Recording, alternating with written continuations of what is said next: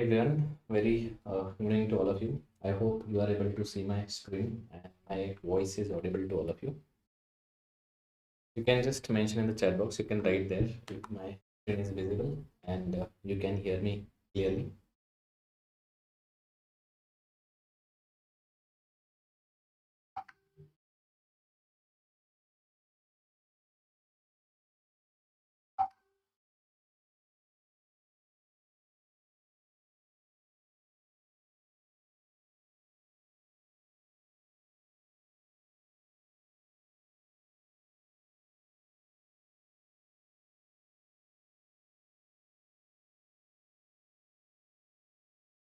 Hello Jovita, good evening to Dr. Milind, your faculty for Pediatrics. And today in this session, we are going to talk about all the expected questions and topics from the field of Pediatrics.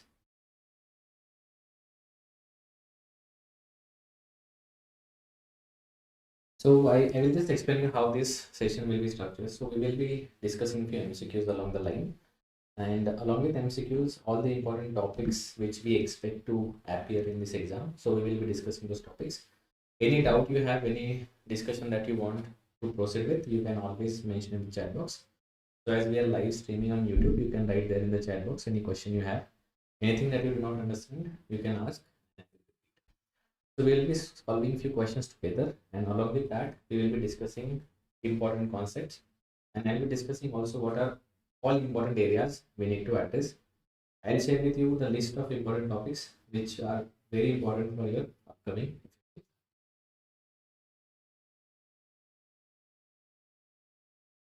Okay, so we'll start. I think today's session we are good to go. So let us start with the first question.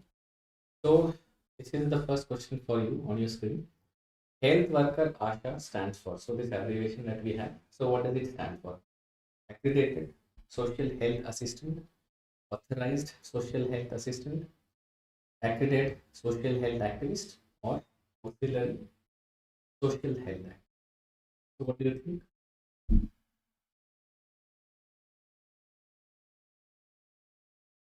So anybody wants to take a guess? So you can always take attempt. So if you take attempt, then it is easy for us. Okay, B. I have got one answer. Authorized social health assistant. Anybody else want to take a guess that what it stands for? See, FMGE exam and NEET PG exam, one similarity that we have is you will always have such kind of questions. So ASHA is very important. What is ASHA worker? So ASHA worker is someone who is the buffer, who is connection between the health services, right, and the patient. So you have patient cannot directly approach to the health services. So this ASHA workers, it will function as a connection between health services and patient. So we have this national health mission, right? This is the one important, we have planned by government of India. So ASHA worker is someone who will take this benefit to the patient, right?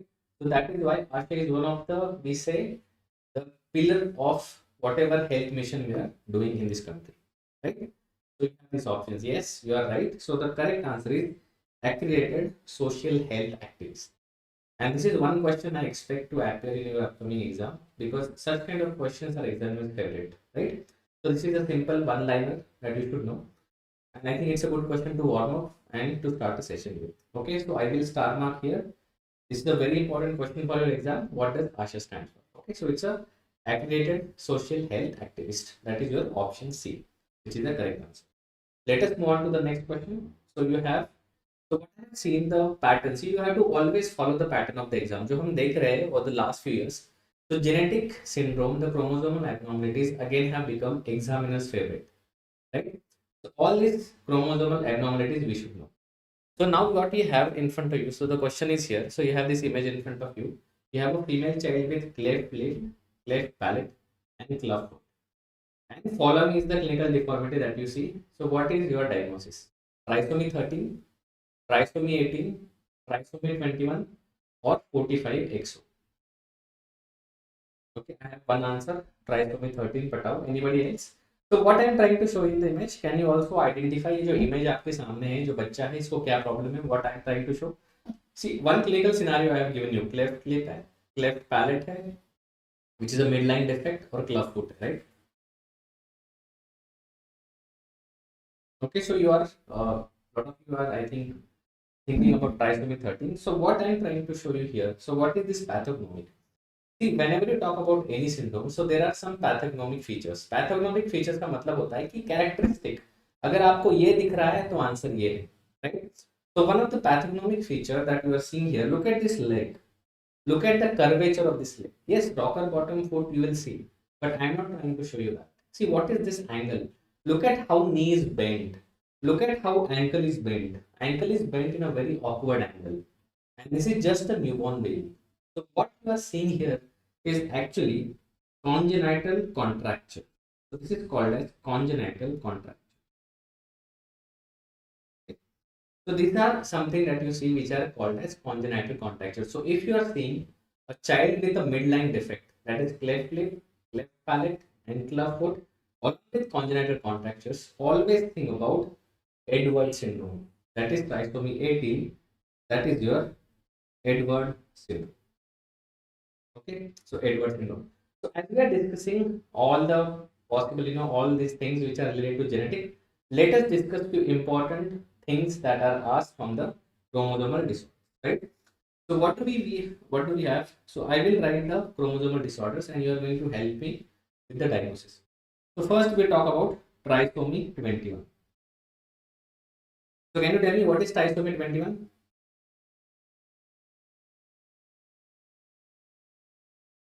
So what is trisomy 21? Anyone? क्या होता है trisomy 21 में? What is the syndrome that is associated with trisomy 21? I think it's very easy. All of you should be able to tell it right away. Yes, so it is a Down syndrome, right? It is a Down syndrome. So what are the important points? So you have mongoloid slant, right? You are going to have brush filled spots. I'm going to write few important things. You have simian crease, right? And sandal gap. So these are few characteristic features that we see with trisomy 21, that is Down syndrome. Second, we talk about trisomy 13. So what is trisomy 13? I think you were trying to answer this as trisomy 13. Yes, it is Patau syndrome. Very good. Third, you have trisomy 18. We just discussed what it is. Yes, it is Edwards syndrome.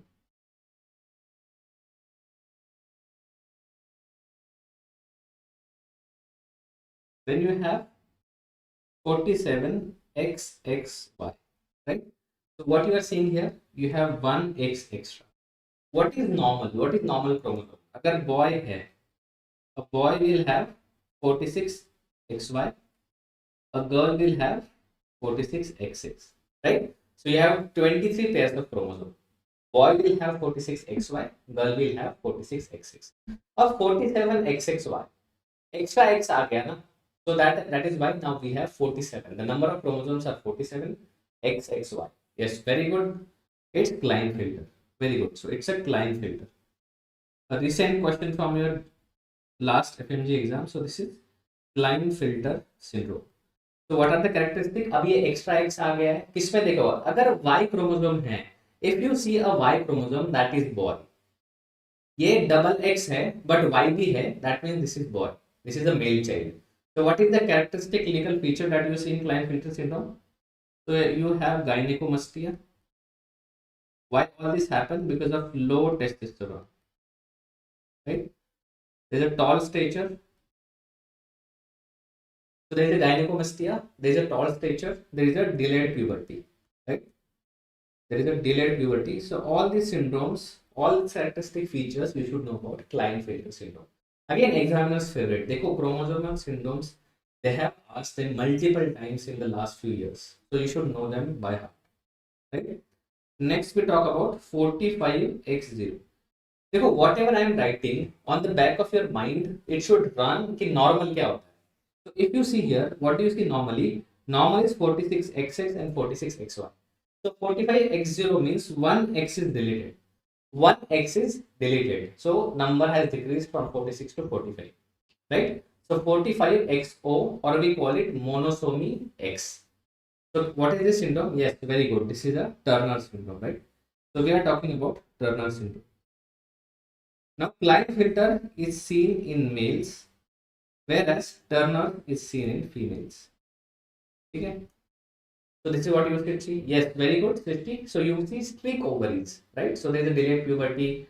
So you are going to, in Turner syndrome, what do you see? What all things you are going to see?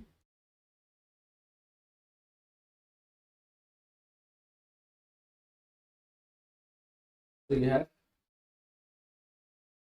ill-shaped chest, you have webbed neck, and you have short stitching, right? Shield-shaped chest because the nipples are wide shaped. The webbed neck, when you look at the neck, it looks like a webbed neck and a short stitch. Like this is Turner syndrome. Exam में ऐसा scenario आता है, gender लड़की दिया हुआ है. Think about Turner syndrome.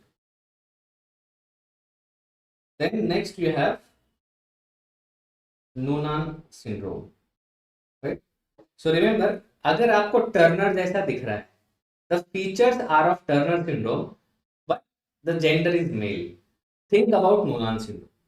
ठीक है, एग्जाम में सब कुछ टर्नर लग रहा है, but only thing that is not matching is gender. Gender is male. Think about Noonan syndrome. Now, what is the gene? Anyone, can you tell me what is the gene that is involved in Noonan syndrome? Anyone? You want to take a guess?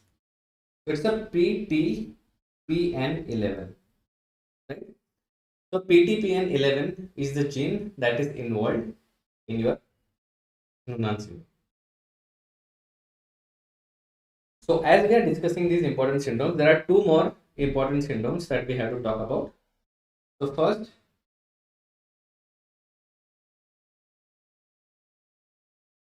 we have Prader-Willi syndrome, and second we have Angelman syndrome. Okay. So you have Prader-Willi syndrome and Angelman syndrome. So what you should remember about Prader-Willi and Angelman? So P for Prader-Willi and P for paternal deletion. Okay. Whereas in Angelman syndrome, you have maternal deletion. I will just explain you what I am talking about. What is this deletion? So Prader-Willi syndrome, paternal deletion. See, whatever we have become, we are the representation of our parents. How our father looks and how our mother looks, right? So what is happening in Prader-Willi syndrome? The paternal genes are deleted. पापा ने जो genes दिए वो delete हो गए. तो mother का double हो गया. Mother maternal genes are doubled. So maternal disomy. You have a paternal deletion, maternal disomy. In Angelman syndrome, what is happening? Maternal deletion. The genes that are given by mother are deleted, so paternal genes are duplicated. And this is associated with chromosome 15. These are associated with chromosome 15. Okay. So this is chromosome 15. Prader-Willi and Angelman syndrome is associated with chromosome 15. So these are important syndromes for your exam, and again I am expecting this kind of question to appear in your upcoming FMGE exam. Okay. So all these syndromes, at least know the key features. Dekho, you have to study 19 subjects. I understand it's not easy to remember each and every syndrome or uske sare characteristics. There are exceptions. There are some things that are overlapping. Jaise Patau syndrome and Edwards syndrome. Lot of things are overlapping. But always try to remember the characteristic features, the pathognomic feature, which are very specific for a particular syndrome. Okay. So this is all I think we have discussed about all the chromosomal disorders that we have. Okay. So if you have any question, any doubt, you can always write in the chat box, and we have a live chat box going on. Okay. So let us talk about the next question. And again, this question is also multiple times. I have been discussing this question a lot because this question have been asked multiple times. So you cannot, undermine the importance of this question. So first, question number 3. So you have a graph here on your screen, and this graph has labels of A, B, C, D, and they are talking about a differential body tissue growth. So they are asking, this A denotes what? The graph A, the green one on the top. So they are asking what this graph denotes the growth of which body tissue? Lymphoid tissue, that is option A, or is it brain growth, or is it gonadal growth, or it's a somatic growth, the growth of your body tissue. So what do you think?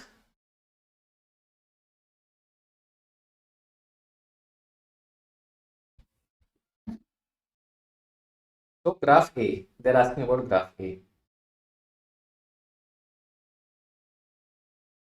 Okay, so Jovita has taken one attempt, very good attempt. So see what we have to do, whenever a graph is shown to you in exam, do not jump into answering. Directly jump करना है, answer में कोई भी जल्दबाजी नहीं करनी है. Look at what is given on x and y axis. So this is your x axis, this is your y axis, correct? So what you are seeing on x axis is age, years क्या है, और y axis पे क्या है कि size क्या है, percentage of adult size. तो size क्या बढ़ रहा है, right? So you are going away from birth till the death, right? From birth till your older years, like when you become adult. तो देखना है कि पीक कहाँ कहाँ हो रहा है. तो यहाँ पे peak is early, graph B is peaking early. So we have to think about something that peaks very early in life. So graph B is talking about peaking early. Graph A is peaking in between, right? Graph B is peaking in between somewhere, right? Graph D is peaking late. ऐसा क्या है जो बाद में बढ़ जाता है size में, right? After 10-15 years. What is that? You have to think, right? So that is what you have to think first. Graph C, you will see, have two peaks, and the second peak, it coincides with the peak of graph D. So if these things are in your mind, you will understand this graph. So what is the body tissue that grows maximally during the initial phase of your life? जब आप पैदा होते हो तो कौन सा tissue है जो सबसे फास्ट बढ़ता है immediately after birth? Yes, that is your brain. So B graph is actually telling you about the brain growth. Right? Now let us come to the graph D, which is picking later. So this graph D is telling you about the puberty. कि puberty आ जाती है 10 साल के बाद, and suddenly there is increase. So what increases in size after puberty? So graph D is your gonadal growth. Okay. So graph D is your gonadal growth. Now the graph C that you see here is showing the S-shaped curve, or we call it a somatic growth, right? As you can see, this graph looks like this. So this is also called as sigmoid curve, right? So this is a sigmoid curve. So this graph C tells you about the somatic growth, means growth of your body muscles and bones. That is your somatic growth. And lastly A, so A you are looking at like a peak and then it goes down, right? And when you look at this graph looks like a bell-shaped curve, right? This looks like a bell-shaped. And yes, you are correct. So this is a growth of a lymphoid tissue, right? So this is a lymphoid tissue, correct? So this is a lymphoid tissue.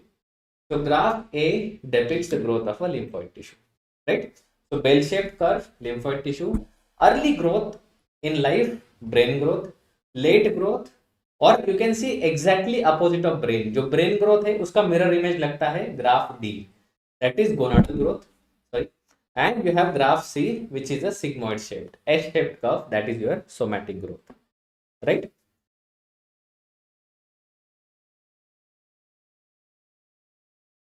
So this is again have been multiple times asked, and it's been a while they have asked about this graph. So there is a high chance that this graph might appear in your upcoming exam. And all graphs are very different, so there should not be any confusion. आप में दिमाग में नहीं होना चाहिए कि ये same लगा मुझे इसलिए मैं कंफ्यूज हो गया, ठीक है? It should not be there. ठीक है? Clear? So let us move on to the next question. Weight for height less than -3 standard deviation corresponds to severe stunting, severe wasting, severe underweight, or thinness.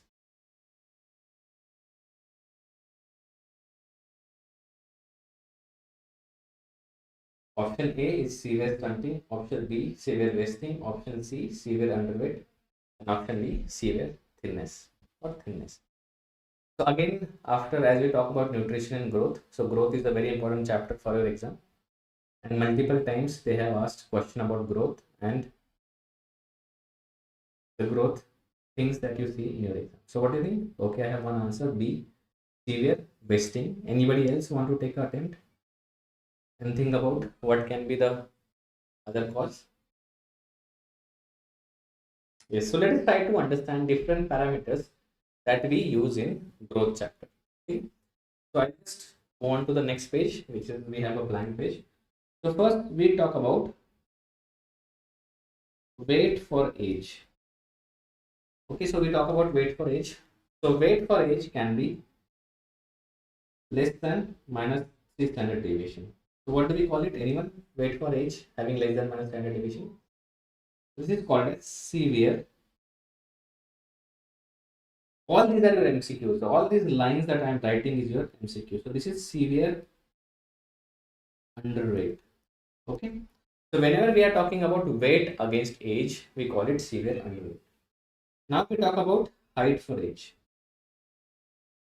So the next parameter that we have is height for age. If it is less than minus 3 standard deviation, we call it, anyone, what do we call it if the height is less than minus 3 standard deviation? Yes, we call it severe stunting. Right? So having height less than what is expected is stunting. We call it bacha is stunted. This child is stunted. Now remember one important example here and line here, that this is a marker of chronic malnutrition. So this is a marker of chronic malnutrition. Okay, this is your MCQ. So height for age less than minus the standard deviation, or whenever we take this parameter height for age, it is a marker of chronic malnutrition, that this child is not getting good nutrition for a while, for a very long period. So that is what we call it chronic malnutrition. Okay. Next, what we have is weight for height, and I think this is the question that we have, right? So this is the question that I have asked you. The weight for height less than minus 3 standard deviation. Yes. So now what you see here, we are not talking about age. So this is the age independent parameter, and age independent parameters are always good, right? They are better than the age dependent parameter. Yes. So this is severe wasting. You are correct. And remember another MCQ here. It's a marker of acute malnutrition. Okay. So whenever we are talking about this weight for height, it's a marker of acute malnutrition. Acute matlab kya? For the last few months, the child has not received good diet. What is chronic malnutrition? For years, the child have been deprived of a good diet. So that is your chronic malnutrition, and weight for height is for acute malnutrition. Right? One more part I will write here. Whenever we talk about MUSC, mid upper arm circumference, so we use Shakir's tape for that.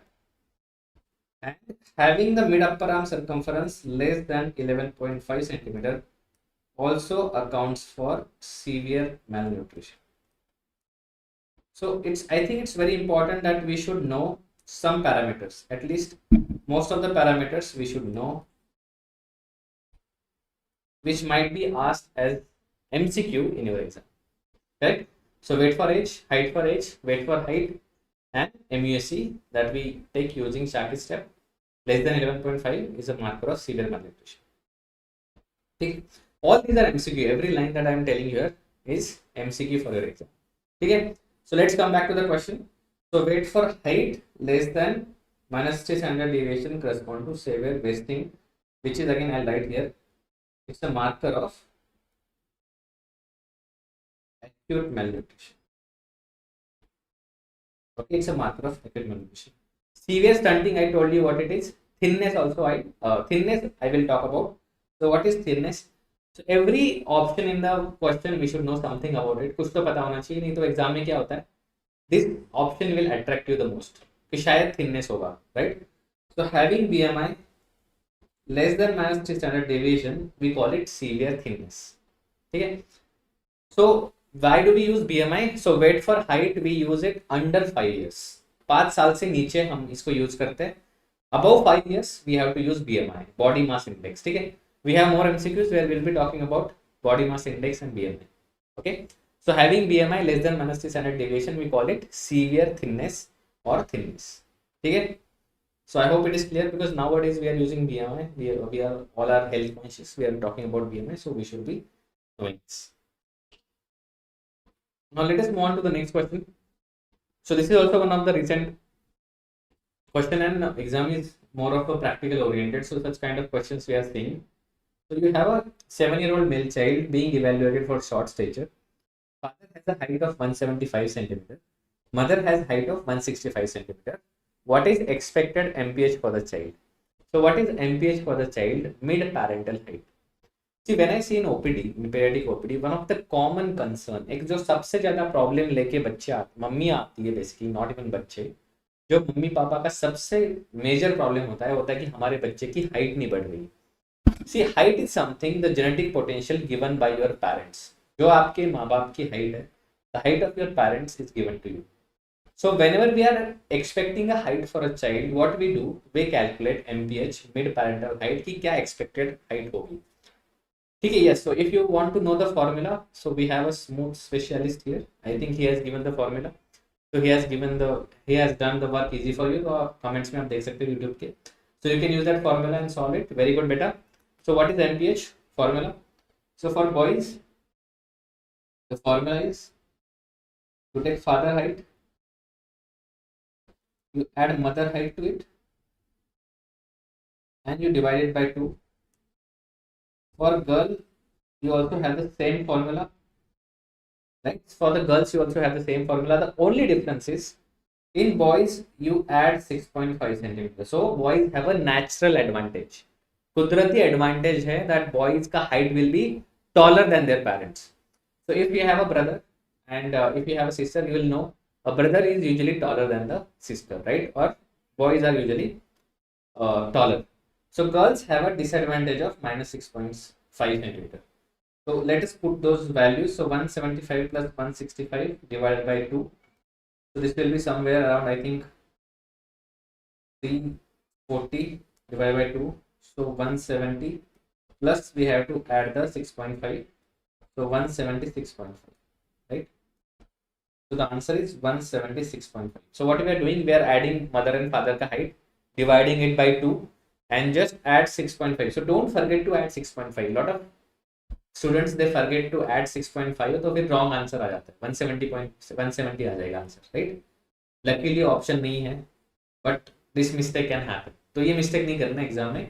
देखो exam में क्या होता है कि now we are maybe little bit comfortable है, हम लोग comfortably बैठे हैं, तो थोड़ा सा हमें लगता है कि we are not under stress maybe, right? But exam में बहुत पैनिक कर रहे होते हैं, एग्जाम में बहुत स्ट्रेस होता है.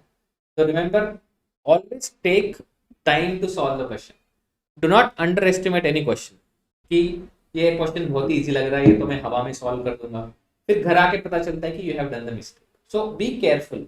This question might appear easy, but approach it with caution. ठीक है, बहुत ही आसान सा सवाल है, but nowadays we are seeing such kind of questions in your FMGE.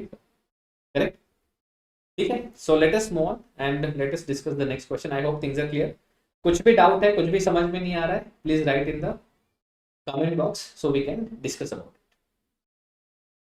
So you have question number 6. Object permanence is developed by the age of. So developmental paediatrics is also examiners favourite. Development से बहुत सारे question आते हैं. Now there are some named milestones. देखो बाकी तो आपको समझ में आ जाएगा, standing with support, walking, sitting with support, क्योंकि उसमें नाम में ही पता चल जाता है कि इस डेवलपमेंटल माइलस्टोन का मीनिंग क्या है. What is the meaning of this milestone, you understand by the itself, like the name of the milestone. But there are some milestones जिसका नाम पढ़ के समझ नहीं आता. What is object permanence? And these are examiners favorite. Yes, so can you tell me what is object permanence? So then we will go to the what does it mean. So what is object permanence? Object permanence is following object with eyes, right? So this baby is following the object with eyes. मतलब क्या हो रहा है? Let's try to understand. Suppose you are holding a child and I am going to throw this pen like this. So if I throw the pen like this, or I throw a ball there, or suppose a dog is running, so child is going to move his eyes like this. He is going to follow this object with the eyes. Like whatever is the moving object, this baby is going to follow it with eyes. So following object with eyes is called an object permanence, and yes, it is achieved at 9 months, right? So 9 months is a time where you achieve the object permanence. Now few important things, important milestones I will tell you. So at 9 months, you also have immature pincer grasp. There are some important named milestones I want to discuss with you, so you don't do mistake in your exam. At 10 months, you have two important milestones. One is pivoting, another word, right? So what is pivoting? So I'm sitting like this.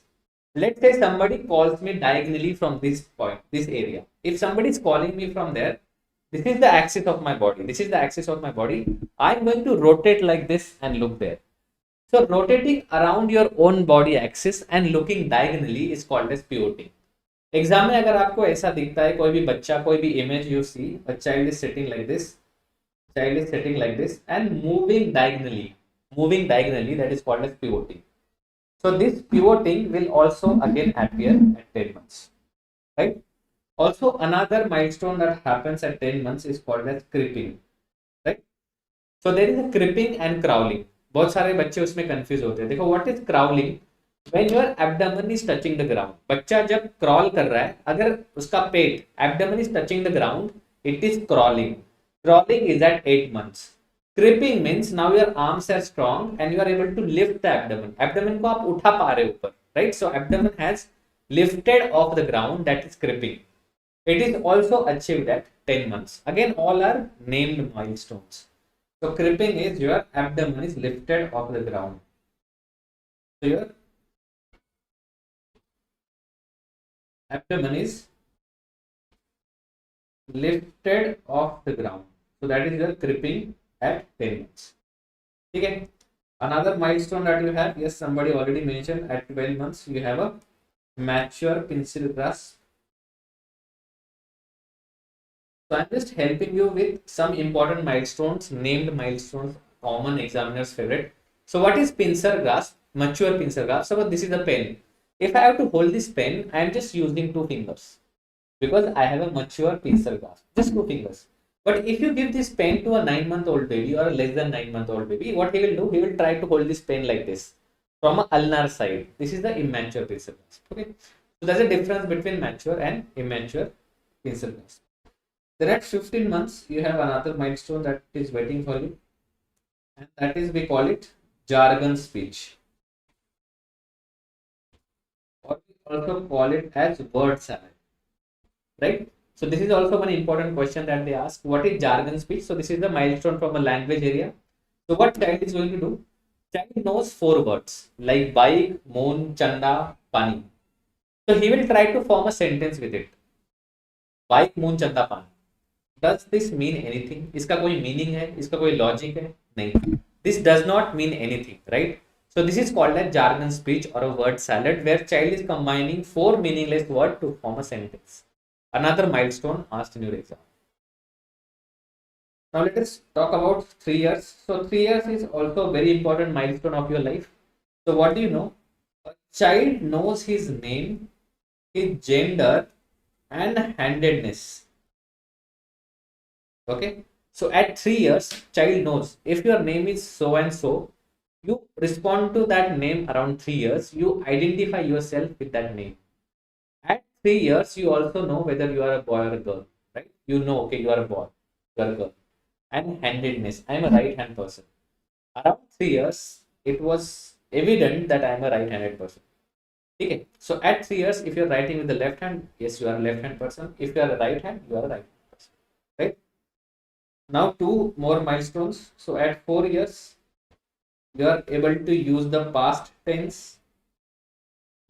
And this was one question asked in NEET PG, so we can expect it to appear in FMGE as well. And at 5 years, the child is able to use the future tense in language. Okay. So what is past tense? The child will start telling you the stories. बच्चे जब घर आता है, he will tell you, you know what happened? So when you are able to start story like this, you know what happened, you know once upon a time, that is past tense. And by 5 years, child is able to do the future tense as well. See, there are a lot of parallel milestones, but I just wanted to discuss few important milestones before exam ki jo important hai because they do not have any clue and these are named milestones. So at least going before exam, ये milestone so you have to do it. You have to do them before you appear for the exam.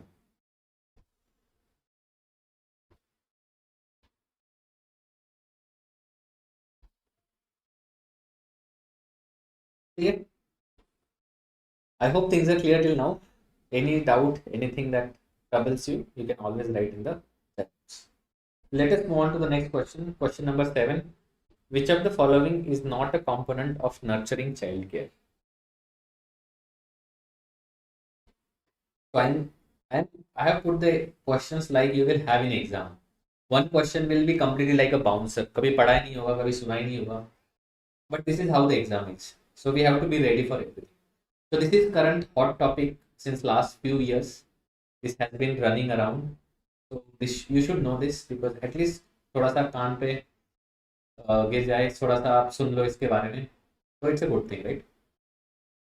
So anyone, what is this nurturing child care?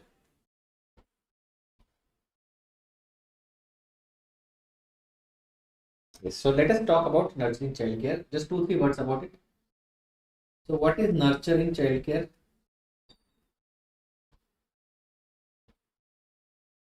So this nurturing child care, it is going to focus on importance of first 1,000 days of life. Okay. So what are these first 1,000 days of life? So during pregnancy, around 270 days of pregnancy plus first 2 years of life. That is your 365 plus 365. Okay. So what they say, what is current idea and what people are now advocating, जो आपके first 1,000 days है of life, they are very important, and whatever happens, especially they are talking about nutrition. If you do not take a proper nutrition during this period, you are going to have lot of problems in future. If you are malnourished, if you are taking too much of sugar, whatever you do in these first 2 years of life, it is going to have a long lasting impact on your life, right? So what are these 1,000 days? Pregnancy के 270 days plus first 2 years के 365 plus 365. So when you add them all, they are going to be first 1,000 days of life. That is what nurturing childcare is. And now they advocate कि इसमें आपको क्या क्या ध्यान रखना है in the first 100 days. Okay. So this is what nurturing childcare is. So what are the components? Yes. Adequate nutrition is a component. We have to take care of the nutrition because if you are malnourished, in future you are going to have a lot of problems. Safety and security, yes. Every child should feel safe. Every child should feel secure. Because a child who is, if upbringing or if the child grows in a very unfavorable surroundings, it have a huge impact on his physical and mental health. Opportunity of equal learning, yes, we always talk about that. Every child, male or female, should have a equal opportunity of learning. Good health, that is what everything is about. If you fall sick often, you will not grow well. You will have a growth failure. So good health is very important. And responsive caregiving. Whenever you should be able to respond to the cues of the child. Not every time you have to take the initiative. You should understand what child needs. So all of these are actually parts of component of your nurturing child care. So the answer is none of the above, right? So answer here is none of the above. Okay. So this is just the information kind of MCQ because this is again a hot topic and you never know, this might appear in your exam about nurturing child care. So adequate nutrition, there are 5 components: adequate nutrition, safety, security, opportunity of equal learning, good health, and responsive caregiving. Again, what does it advocate? First 1,000 days of life, importance of all these things. Okay.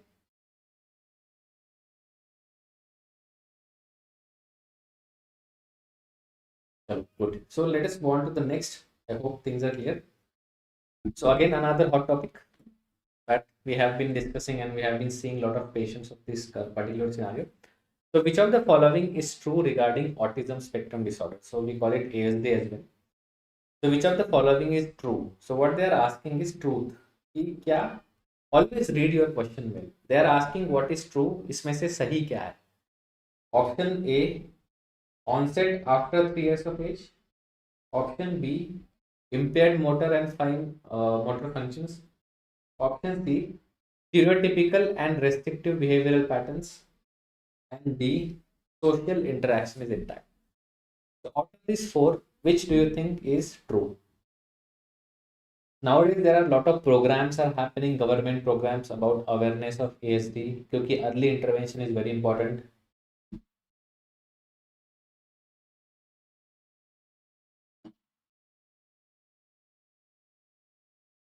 So I would be surprised that if you see a question on ASD in this FMG, because again, as I said, जो भी hot topic चल रहा होता है, जो भी around चल रहा होता है, you will always have questions on that.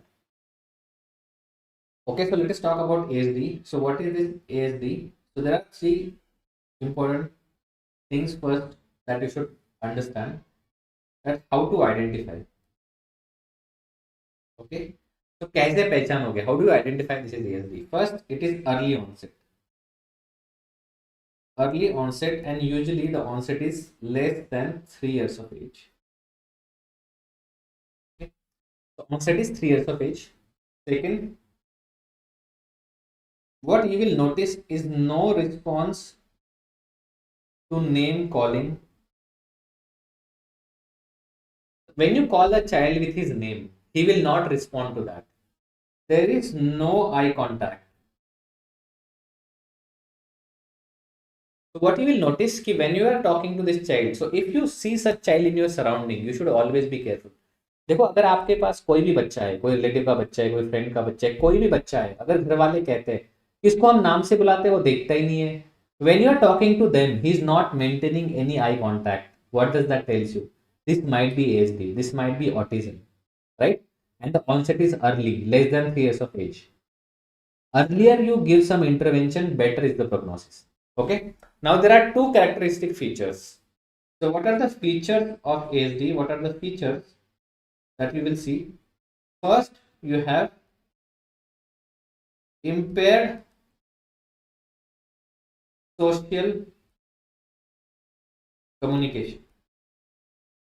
The child is not able to maintain the relationships. मतलब वो बच्चा फ्रेंड्स नहीं बना पा रहा है, किसी से बात नहीं कर रहा है, he is not able to communicate, right? So impaired social communication is one important feature, and second is stereotypical and restrictive behavior, restrictive or we call and repetitive. So restrictive and repetitive pattern of behavior. मतलब वो बच्चा एक ही चीज बोलता रहेगा बार बार.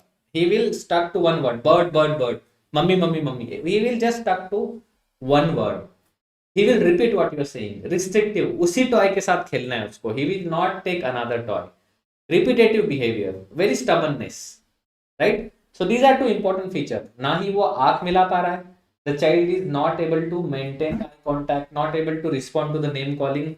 Early onset with impaired social communication and stereotypical and restrictive behavior, the diagnosis is ASD. Yes, correct.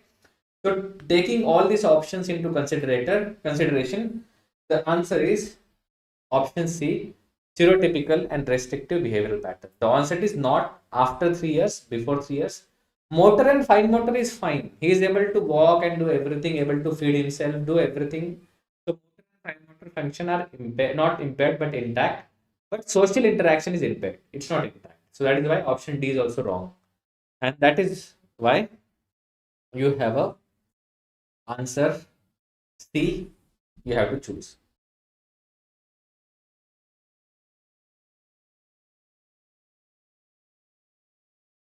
Okay. So this is the autism spectrum disorder, and again it's a very important topic, currently hot topic. तो थोड़ा सा I'm not going into details इसके, लेकिन इतना आपको पता होना चाहिए मोटा मोटा, and it is also very important for your general life.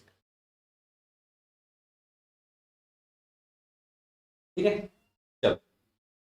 So now let's move on to the next question.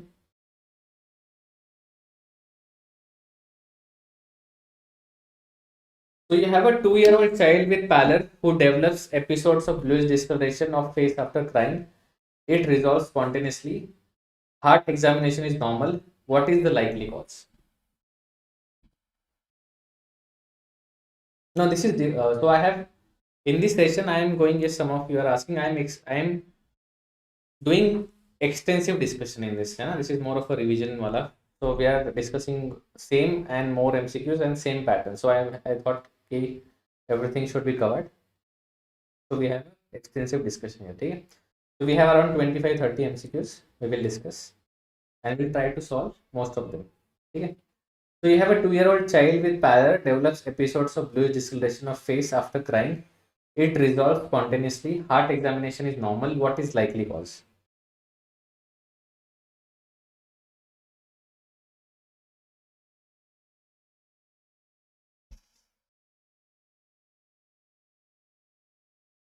So what do you think the diagnosis? So a child who has pallor and child has developed fluid discoloration. बच्चा नीला पड़ रहा है, but ठीक भी हो जाता है, spontaneously resolve हो जाता है. Heart examination is normal.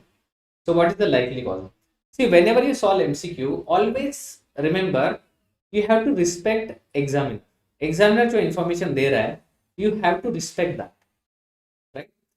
तो अगर एग्जामिनर कह रहा है कि heart examination is normal, that means it is unlikely कि हार्ट के साथ कोई प्रॉब्लम है, right?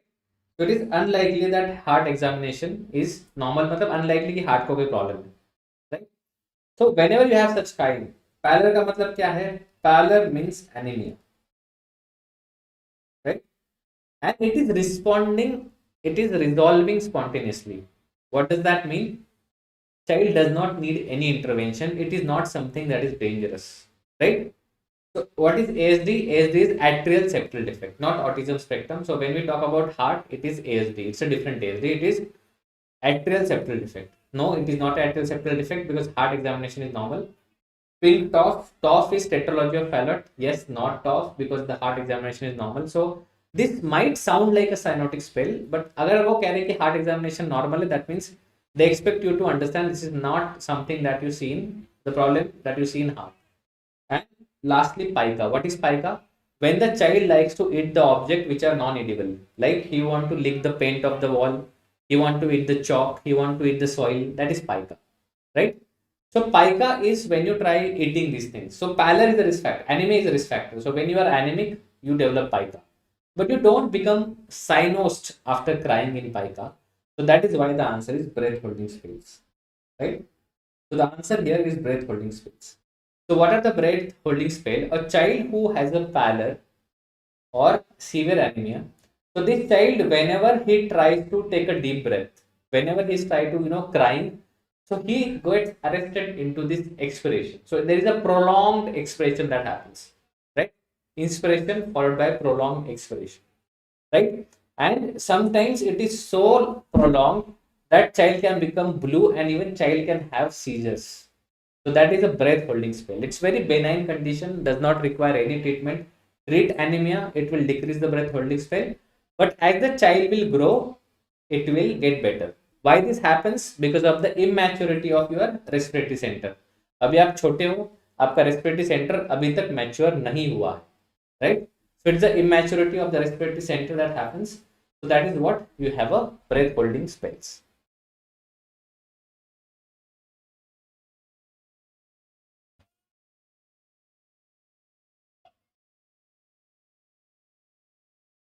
Okay. So yes, these kind of questions have asked previously also in the exam, and they might appear in your exam. ठीक है, फिर से भी आ सकते हैं. So be always ready for that.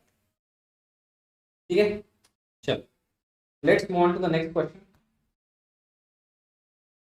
So this question is little bit from the emergency, and again multiple times have been asked. So there is a high chance this question might appear in your exam. So all of the following drugs are used in the treatment of hyperkalemia except. So we all know hyperkalemia is an emergency. It's a life-threatening condition. अगर आपको पता होगा United states में और बहुत सारे foreign countries में to execute, मतलब अगर किसी को डेथ पेनल्टी मिली है तो उनको एग्जीक्यूट करने के लिए they use potassium chloride, right? It will cause cardiac arrest. So if somebody has high potassium, it will lead to cardiac arrest. So you have to treat it. आपको time से treat करना है, नहीं तो patient will die.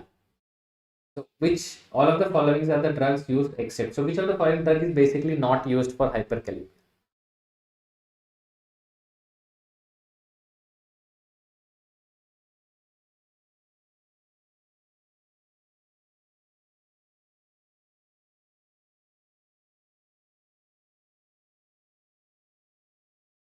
Yes, anyone? Yes. So let us talk about hyperkalemia. So normal potassium levels. So normal potassium levels are 3.5 to 5.5. Okay. So this is the normal potassium level that we have. Now, if the patient have kidney problem like chronic kidney disease or acute kidney injury or tumor lysis syndrome that happens in leukemia patients, so the potassium can become very high, right? So depending on what is the level of potassium, different kind of things that we will see. Okay. So if the level are between 5.5 to 6.5 or 6.5 to 7.5 or more than 7.5, different things can happen, different things can be there. So between 5.5 to 6.5, what are the ECG changes that you will see? So between 5.5 to 6.5, you will see tall T waves. If potassium becomes 6.5 to 7.5, you will have absent or flattened P waves, or you even might have prolonged PR interval. And for more than 7.5, you will have wide QRX, eventually leading to arrhythmias and death, right? So having more than 7.5 is not a good thing, right? It's a dangerous thing. So as potassium starts rising, initially you have a tall T waves, ECG में T waves एकदम tall दिखने लगेंगे. 6.5 to 7.5, you have absent or flattened P waves, or you can have a prolonged PR interval. And more than 7.5 हो जाता है तो you have a wide QRS complex. You can have arrhythmias also, and the child can die. Death can happen there.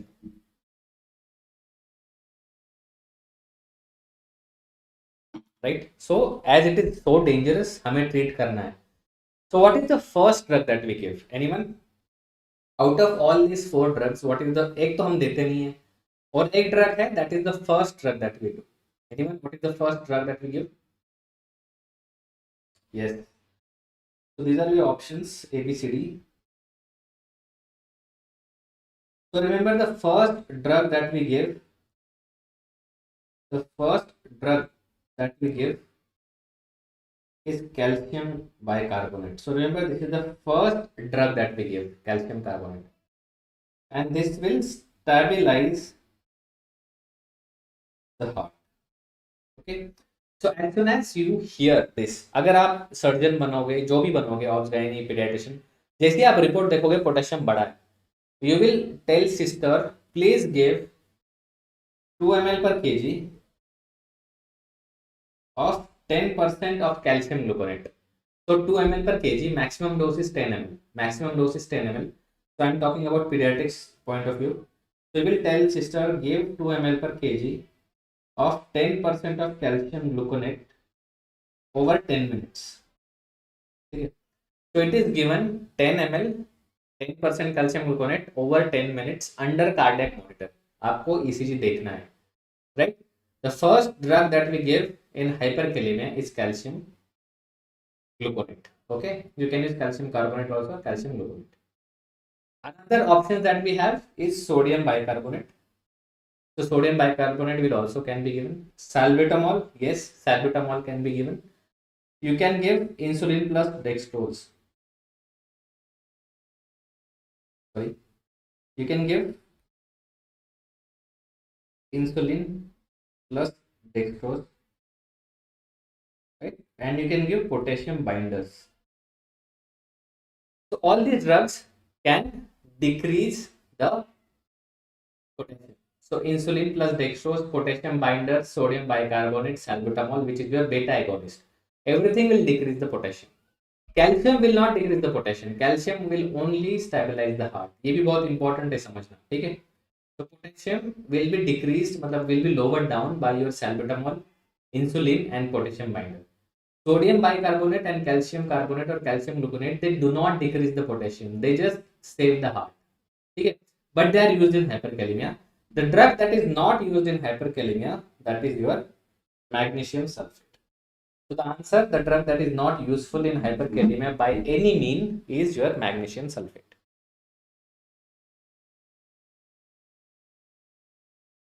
So not only from the pediatrics point of view, even if you're studying like as we are studying for medicine also, so from medicine point of view भी ये बहुत important question है about hyperkalemia, because this is an emergency. Every medical doctor should know this. In my residency, in my senior residency, in my practice, I have seen at least hyperkalemia once in a week. That is how common it is. So you should know how to treat it. And if you are in a critical care, every day you will see 2-3 hyperkalemia, right? So that is why this is something that you should know. Okay, so I hope things are clear. If you have any doubt, anything that you want to discuss in between, you can always ask. Okay, you have the question. Next question, you have a 11-year-old child with skin finding likely to have which associated condition? तो आपको ये दिख रहा है. So this is what you see on your screen. So this is the condition that the child has. And if the child has this condition, एक बार देख लो इसको अच्छे से. So what is other thing that you will see in this child? So as they say, we have to think about clinical correlation. कि clinical correlation क्या होता है, कैसे होता है, उसको समझना भी जरूरी है, right? So can you tell me what do you see here? So if you have seen the options, I will zoom it one more time.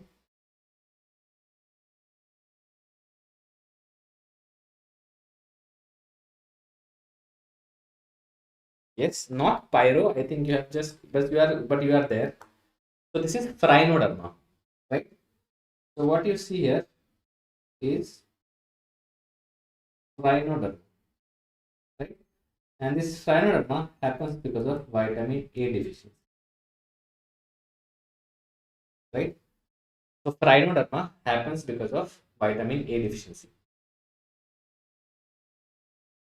And as we all know, the vitamin A deficiency is also associated with, so there is a WHO staging that we should know,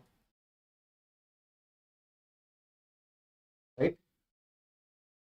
So you have 1A, 1B, 2, 3A, and 3. I hope you all are already aware of the staging. I am just helping you to revise. So stage 1A is your, yes, conjunctival xerosis. 1B is bite dot spots. Stage 2 is corneal xerosis. Xerosis का simple मतलब होता है, what is xerosis? Xerosis is your dryness. And stage 3A and 3B are corneal ulceration. Right?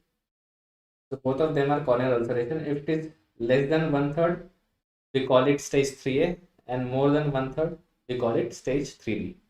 So that is your WHO staging of vitamin A deficiency. So this is how the question might be asked.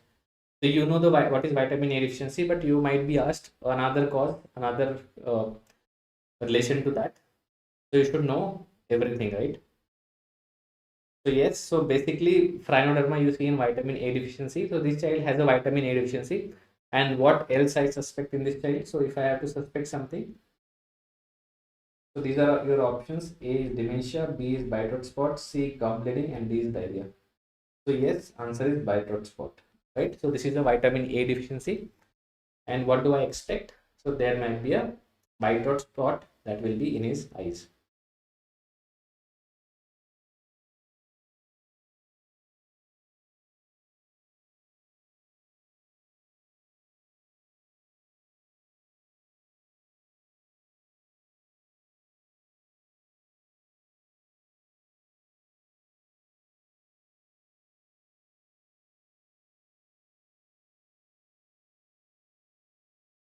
ठीक है,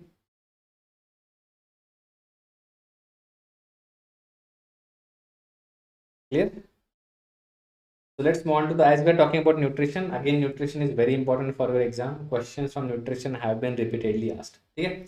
So let us solve the next question, question number 12 on your screen.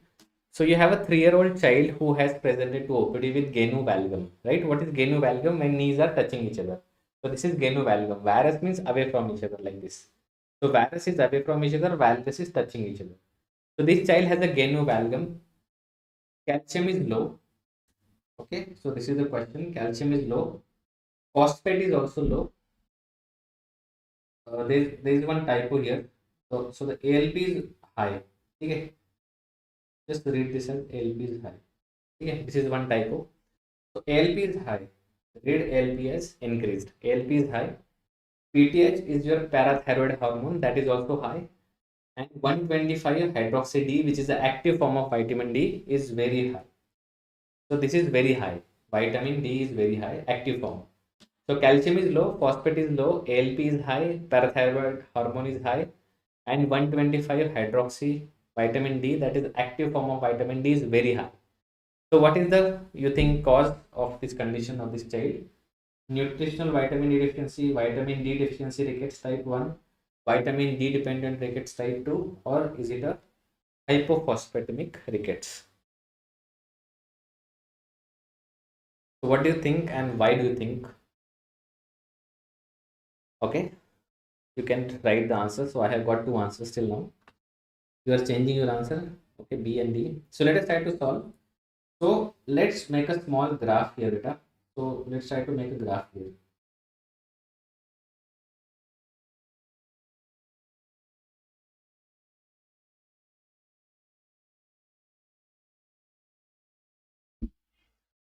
Let us make a graph here. So let us write calcium.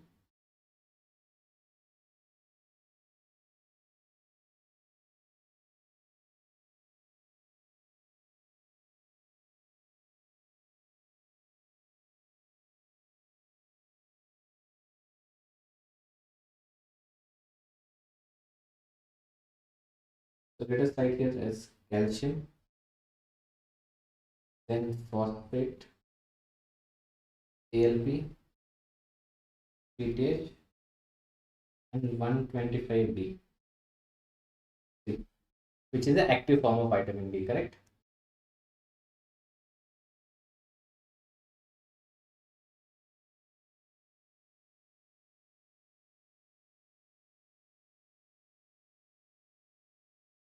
And let's see what happens to them in all these conditions. So ये graph अगर याद रखोगे exam में, if you remember this graph, this will definitely help you. Okay.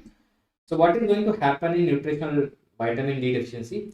So calcium is going to be low, phosphate is going to be low because this is a nutritional deficiency. What is body's response? ALP will be high, PTH will be high, right? The parathyroid hormone is response to hypocalcemia, hypophosphatemia. Your body will try to get the calcium from the bones. So parathyroid hormone will increase. 125D will be decreased because this is obviously a nutritional vitamin D deficiency. Vitamin D तो है ही नहीं ना. अगर vitamin D है ही नहीं तो it will be go down, right? So this is what happens in a nutritional vitamin D deficiency. Okay.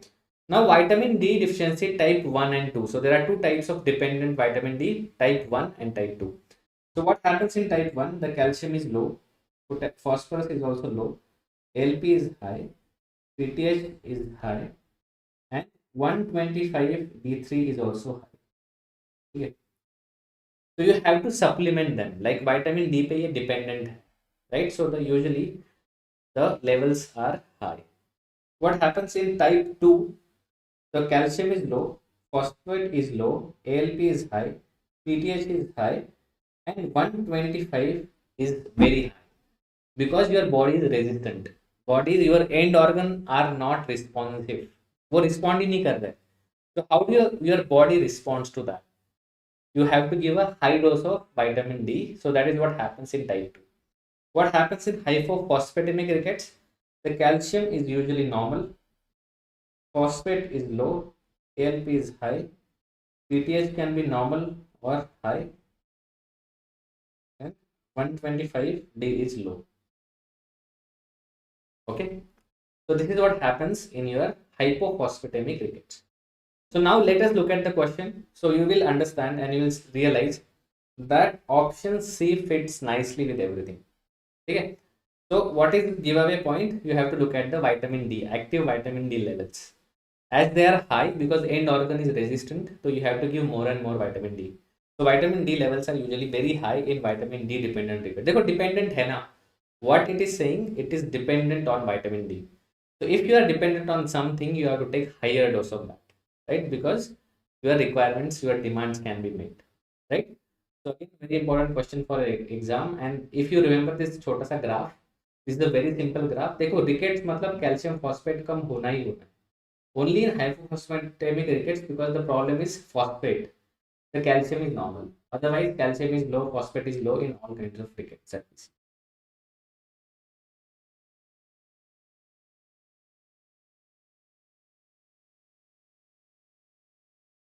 Okay.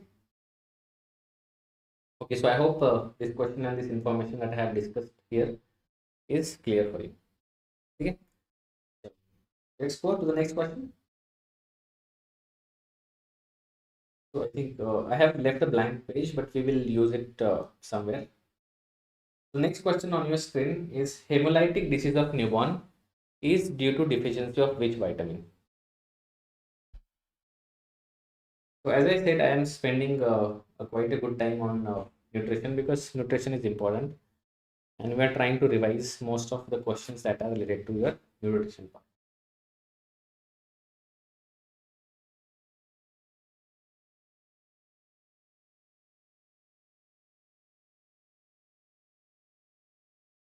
So vitamin K, vitamin B12. So again, I like the options. Sorry, I think while formatting the options, there's A, B, C, D.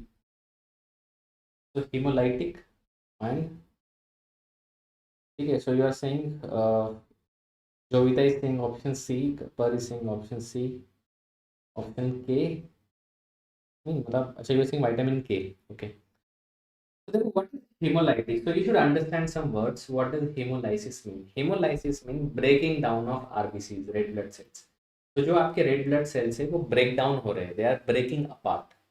So if your red blood cells are breaking apart, it is called as hemolysis. So you should understand these words, two words. First is hemolysis. So hemolysis is RBCs breaking down, right? So RBCs breaking down is hemolysis, and the second word is hemorrhage, right? So hemorrhage happens because of coagulation defect, right? So hemolysis happens because of RBCs are breaking down, and why this happens? RBCs breaking down. This can be because of oxidant damage, right? So you have oxygen reactive species in your body as a part of your body reaction. Some oxygen reactive species are formed. They are going to damage. They are going to damage your RBCs. So they are going to break down. So that is a hemolytic disease. And what is hemorrhage? Coagulation defect. The coagulation factors are not there, okay, which are not formed. So to prevent and to save yourself from oxidative damage from hemolysis, what you need is you need antioxidant. Okay, so what you need is antioxidant. And can you tell me which vitamin is antioxidant out of the options that I have given you? So which is the antioxidant? Yes, vitamin E, which is your tocopherol groups. So this vitamin E is actually antioxidants, correct? So hemolytic disease of newborn is due to deficiency of vitamin E. That is your option C. Because देखो हम यहाँ पे बात क्या कर रहे हैं, hemolysis की बात कर रहे हैं. And hemorrhage is because of coagulation defect. And what will save you from the coagulation defect is vitamin K. Right? So vitamin K will save you from the hemorrhagic disease of newborn. Right? There are factors 2, 7, 9, and 10. So these are the factors which are vitamin K dependent. Right? So I hope you agree with me. Right? So I hope you all agree with me. What we are seeing here is vitamin E is a prevention against hemolytic disease of newborn, whereas vitamin K will save you against hemorrhagic disease of newborn. देखो again as I said, exam में बहुत ध्यान से पढ़ना है बेटा question, ठीक है। हेमोलाइसिस और haemorrhage are two different terms. Haemolysis में RBC is breaking down, in haemorrhage are the blood is flowing out outside the blood vessel, right? Because it is not able to contain this bleeding inside a vessel, and that happens because of coagulation defect. So vitamin K is important there. But answer for this question is your vitamin E. चलो next करें.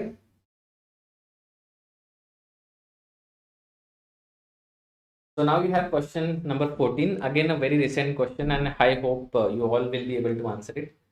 So, child with pica. Again, I explained you what is pica. A child who likes to eat the inedible objects, like he likes to lick the paint of a wall, or he will like to eat chalk or soil. So, if the child is doing this, child is at risk of which of the following? Developmental delay, lead poisoning, speech delay, and dementia.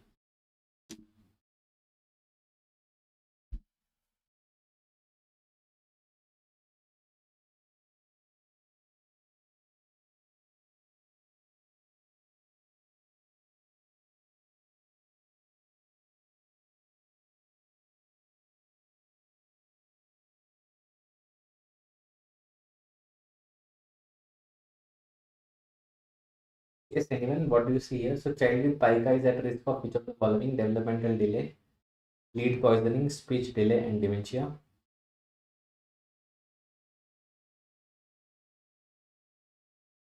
It's okay. Option B, lead poisoning. Yes. So, very good. And this is what you should know.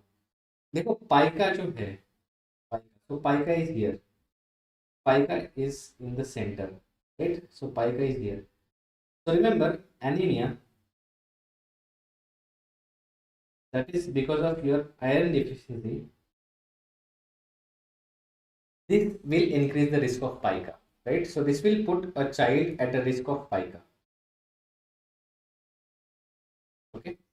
So iron deficiency, that is anemia, will put the child at risk of pica, right? So as I told you, when the child is licking the paint of the wall, we know all these paints are made up of lead. They have a very high amount of lead, right? So these children are at, so anemia is a risk factor. Try to understand these words. Anemia is a risk factor, but what will happening? There is a risk of poisoning because of constantly licking off the paint, and this will lead to lead poisoning, right? This lead will lead to, because as the child likes to lick the paint, they have high volume of lead. So child is at risk of lead poisoning, right? Dementia obviously will not happen. Speech delay, nothing to do with pica, nothing to do with lead. Developmental delay, once already things have developed, a child is developmentally normal, it will not lead to further development of delay. Okay? So the answer is lead poisoning, right? So this is also a very interesting question in a very recent exam. And trust me, the questions do repeat. And this is also one way we are revising whatever we have studied. Okay. So as the exam is approaching near, so we are trying to revise the important topics which might appear in your exam. Okay, I think this question was easy. So let us move on to the next question. So next question is about vitamin B1. So vitamin B1 deficiency is diagnosed by which of the following test? So there are multiple tests that you can do, and vitamin B1, which is your thiamine, yes, correct. So if you are deficient in that, what is the most useful test? So these are the options on your screen. So option A is hypersegmented neutrophil. Option B is blood thiamine level. Option C is RBC transketolase activity. And option D is GAL assay.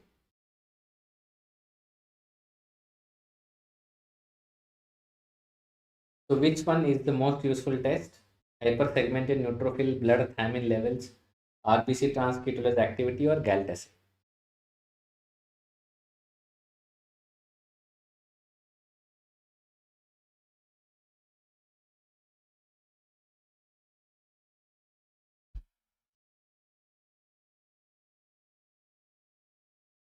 Vitamin B1, as we have discussed, is your thiamine.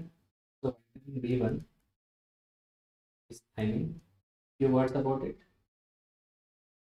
If there is a deficiency, So deficiency is going to lead to the condition we call it as beriberi, right? So beriberi can be dry or it can be wet. Dry is a neuropathic form and wet is a cardiac form that happens because of cardiac failure. Now this question will also teach you something. See, the questions that I am discussing here is not only to give you the knowledge but also to make you understand that how to approach a question in your exam, right? So what will happen in exam, the question will come from the very familiar area. आपको लगेगा कि ये question आपने कहीं देखा है, आपने कभी सॉल्व किया है, and this might happens very easy. Now as a teacher we teach you lot of things, and आप जो भी नोट्स आपने पढ़े होंगे, आपने whatever you have followed, you will understand कि ये कहीं ना किसी टीचर ने दिया हुआ है. ठीक है, so you will directly jump into the answer. So the question is, how do we diagnose it? So first we talk about the first option, hypersegmented neutrophil. So can anyone tell me what is this hypersegmented neutrophil? What do we use it for? Which vitamin diagnosis? Yes, so vitamin B12. Very good. So hypersegmented neutrophil is pathognomic for your vitamin B12. So easy, ये तो option नहीं है. This is not the answer. Blood thiamine levels. Okay, we have not discussed, right? Maybe books में आपको ये नहीं मिलेगा काफी कि ब्लड थायमिन लेवल्स क्या चेक करते नहीं करते. Let's keep that one of the possible answer. Third is RBC transcriptase activity. Yes, whenever we discuss about thiamine and B1 deficiency, everybody talks about RBC transcriptase activity. तो ये दिमाग में हमारे यही बैठ जाता है कि RBC transcriptase activity is the answer, right? GALT assay is used for your galactosemia. It's a very different spectrum and it's a very different disease. So let's not go into that. तो उसके बारे में भी बात नहीं करते, right? So we know कि GALT assay is not the answer, right? Now we are confused between option B and C. C is something that we have read somewhere in the classes or somewhere in the notes. But remember, this is not the diagnostic test, right? RBC transcriptase activity is a surrogate marker and it's a alternative test. So remember, if you have options like this, okay, so the answer will be the most useful test is blood thiamine levels, okay, and this will always be better than your RBC transcriptase activity. Okay, so this blood thiamine levels, this test will always take over RBC transcriptase activity. Okay, so because of this explanation, the blood thiamine levels will be the diagnostic test of choice. If option में blood thiamine levels नहीं है, then my answer will be RBC transcriptase activity, which is the alternative test.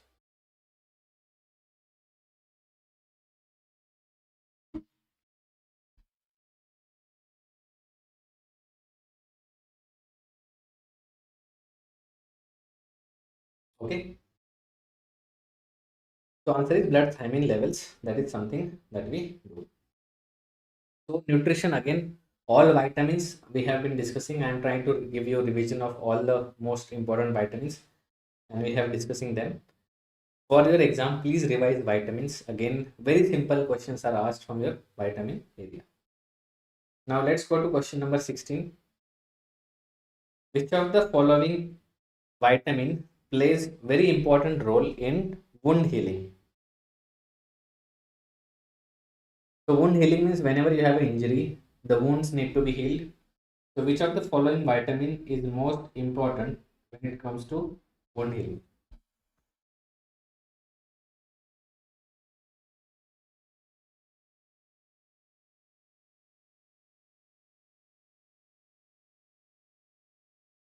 Yes, anyone? So vitamin A, by zinc, ascorbic acid, or pantothenic acid. So what is the most important for wound healing? Okay, option B is zinc. State zinc. Anybody else want to take the attempt? So whenever we talk about the wound healing, so wound healing is all about granulation tissue. Okay? So if there is a good granulation tissue, wound healing will happen. Granulation tissue is developed by and dependent on collagen. And collagen, who makes collagen? Which vitamin is extremely important for the formation of collagen? Yes, very good. That is vitamin C, which is your ascorbic acid. Correct? Yes, very good. So when they ask you about the most important role in the wound healing, the answer that I'm going to pick is ascorbic acid. Now remember, whenever I talk about the wound healing, ascorbic acid has much better role than zinc. Okay, so zinc is also important for wound healing. I will not deny the role of zinc when it comes to wound healing, but we have to choose the best answer. The best answer is vitamin C, right? So when I'm talking about wound healing, what going to be the most useful thing for me? It is going to be vitamin C, and that will be better than the zinc. Okay. So what does this question teaches us? That yes, you might have two correct answers, but you have to choose the best one, right? The most important one.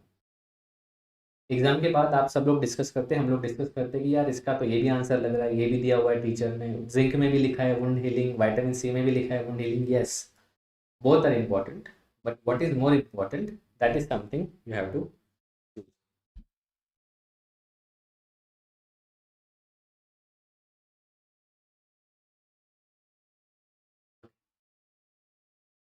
So let us move ahead and let us go on to the next question. So we have discussed a lot of questions about nutrition, and we have tried to revise as much as we can about the nutrition. And again, I will repeat what I said. Nutrition is going to be a very important topic for your exam. So please read about it well, right? It will be a real booster for your exam. Okay. Now let us discuss a little bit about neonatology, another important area and topic when it comes to discussion. So question number 17 on your screen. What is the indication of chest compression in NRP? Okay. So what is NRP? NRP is your neonatal resuscitation. So basically we are talking about neonatal resuscitation. So the question says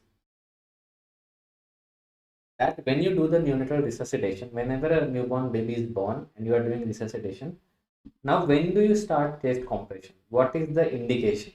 Option A is apnea, when child is not breathing at all, heart rate is less than 60 beats per minute, or the baby is non-vigorous, means baby is not moving, a limp baby, or the baby is cynosed.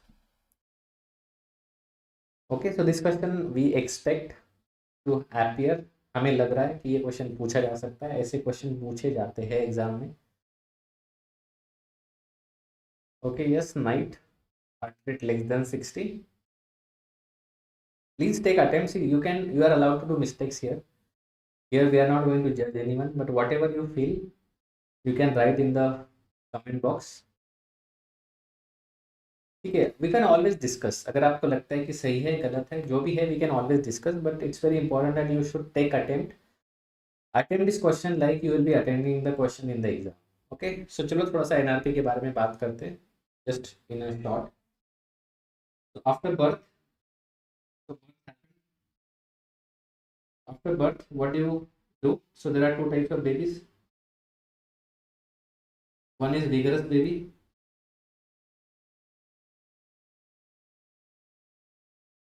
another is non-vigorous baby, right? So what is vigorous baby? A baby having good tone, loud cry, pink baby. So baby who has a good tone, loud cry. The baby cries so loudly that you can hear the cry across the rooms. That is a loud cry. A baby has a good tone, baby is pink. So what you do with this baby? Shift to mother side and start breastfeeding ASAP, right? Start breastfeeding as soon as possible, irrespective of the delivery mode. आपने LACS किया है या आपने normal delivery की है, doesn't matter, right? whenever the baby and the child, I mean baby and the mother both are ready, you can start the breastfeeding. So this is what you do a vigorous baby. Vigorous का baby मतलब क्या है?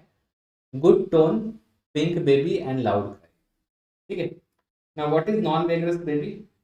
So in non-vigorous baby means the baby who is limp, is which has a very poor tone, no cry. Right?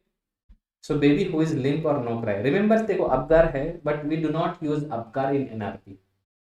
Right? So APGAR will tell you the outcome of NRP, how good you have done the NRP. So APGAR is used to estimate the outcome of NRP, but not as a guide to NRP. ठीक है? APGAR आपको पता होना चाहिए, but APGAR will only tell you how good your resuscitation was. ठीक है?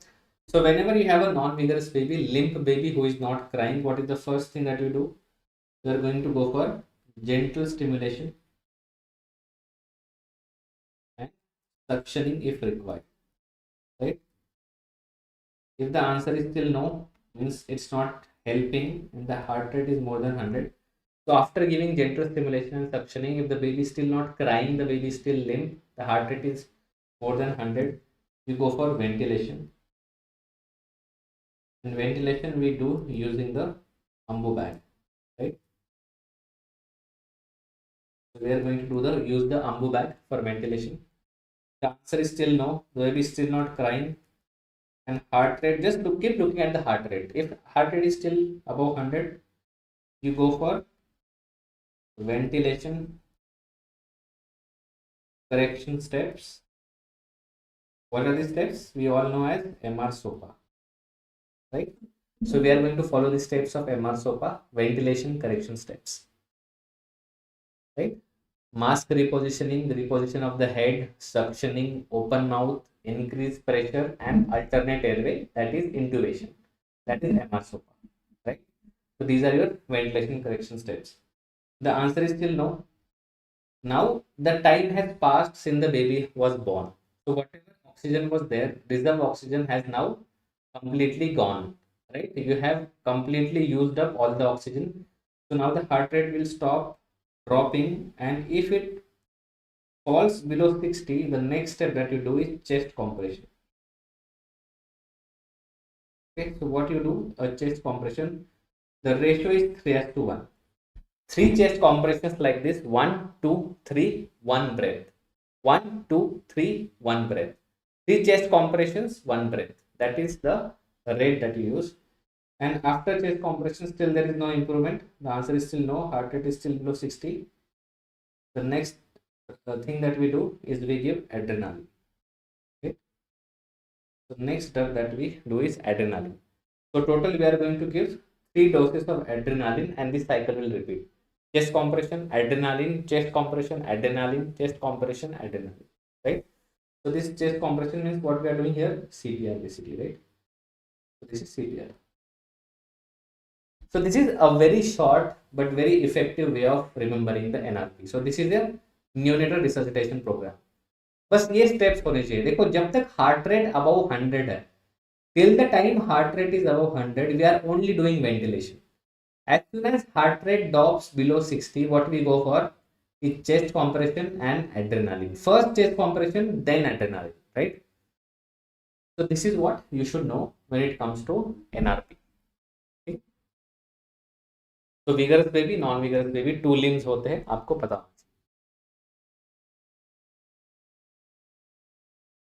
One additional point, let's add here. So whenever we are talking about the vigorous baby, here we do a delayed cord clamping.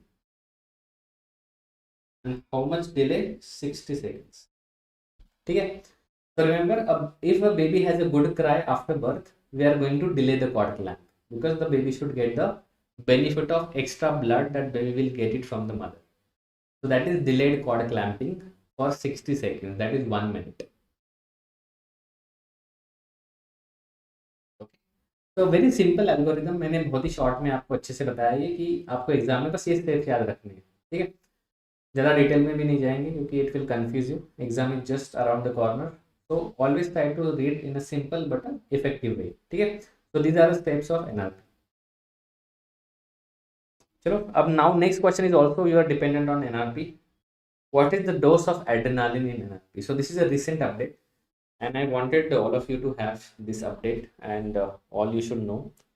that what dose of adrenaline. So I told you, even after starting the chest compression, अगर आप CPR देते हो, heart rate is still below 60, the dose of adrenaline we have to give. It's a diluted dose. So can you tell me? So you have option A. So option A here is 0.01 mg per kg of 1 to 10,000.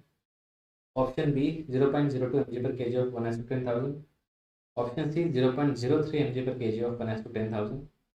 Option D 0.01 mg per kg of 1 to 1,000 solution. So what is the dose of adrenaline? हमने अभी बात की NRP की. The last step is adrenaline. So what is the dose? Again, very important MCQ. I'm telling you that this kind of MCQs are asked in your exam.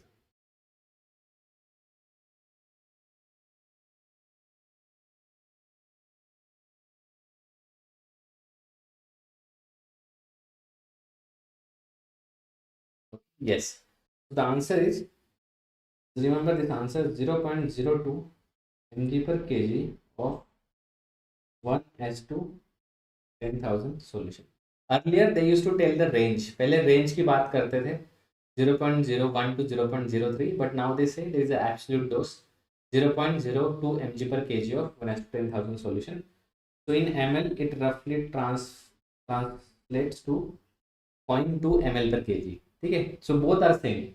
0.02 mg per kg and 0.2 ml per kg both are same of 1 to 10,000 because we are giving it in a fluid volume.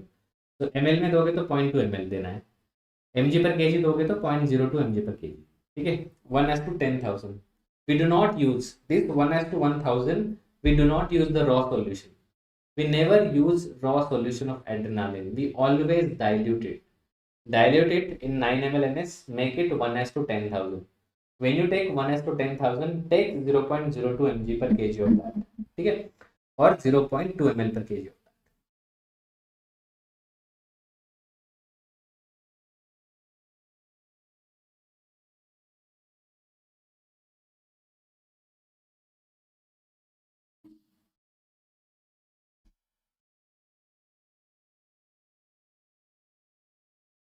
Okay.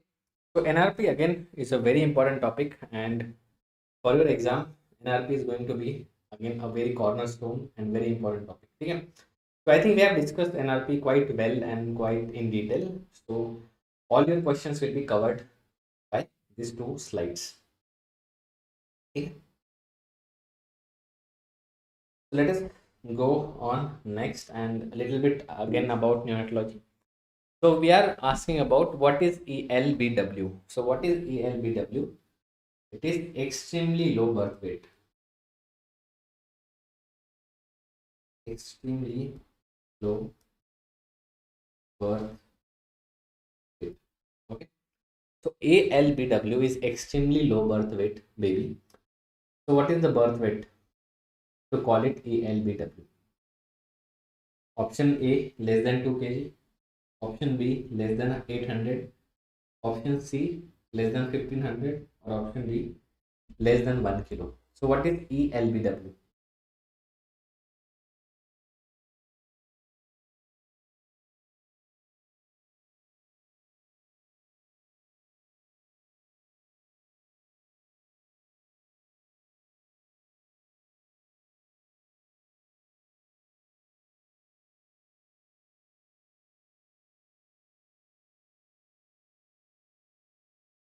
Yes, so let us talk about the classification as per the birth weight. So whenever you are talking about newborn, the normal birth weight is from 2.5 kg to 4 kg. So this is a normal birth weight that we see in India. So when I am talking about India, 2.5 kg to 4 kg is normal birth weight, right? Now there are different classification that we use. One is low birth weight. Then you have very low birth weight. Then you have extremely low birth weight, and then you have macrosomia, right? So these are the four terms that you should be familiar with, right? So low birth rate is called as LBW. The LBW, extremely low birth weight. You have macros. Okay. So now help me to complete this answers. So what is low birth weight? Anyone? What is low birth weight? How do we define the low birth weight? All these definitions again बेटा are very important for your exam. ये आएगा ही आएगा आपके exam में, आपको पूछा ही जाएगा.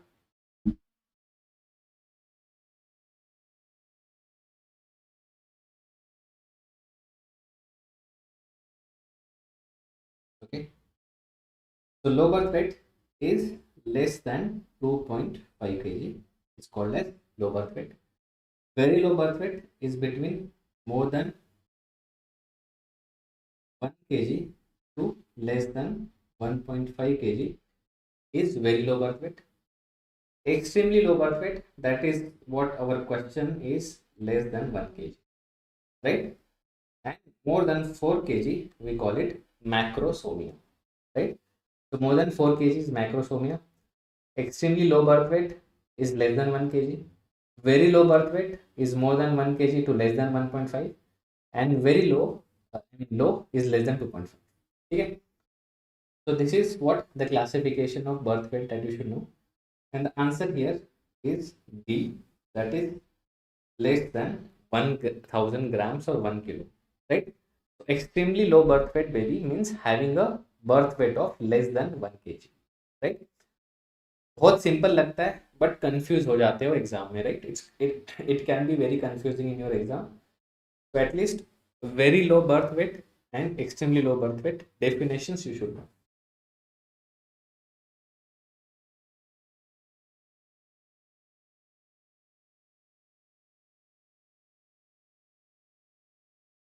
Okay, good. Okay, sure. Then I think let us continue with the problems that we see in neonatology and problems that we see in neonates. So this is question number 20 on your screen. So you have a preterm newborn has a feed intolerance. So what is feed intolerance? The baby is not able to feed well, right? This is the abdominal distension going on, passing bloody stools with the following X-ray. So this is the X-ray that you see. So what is the diagnosis?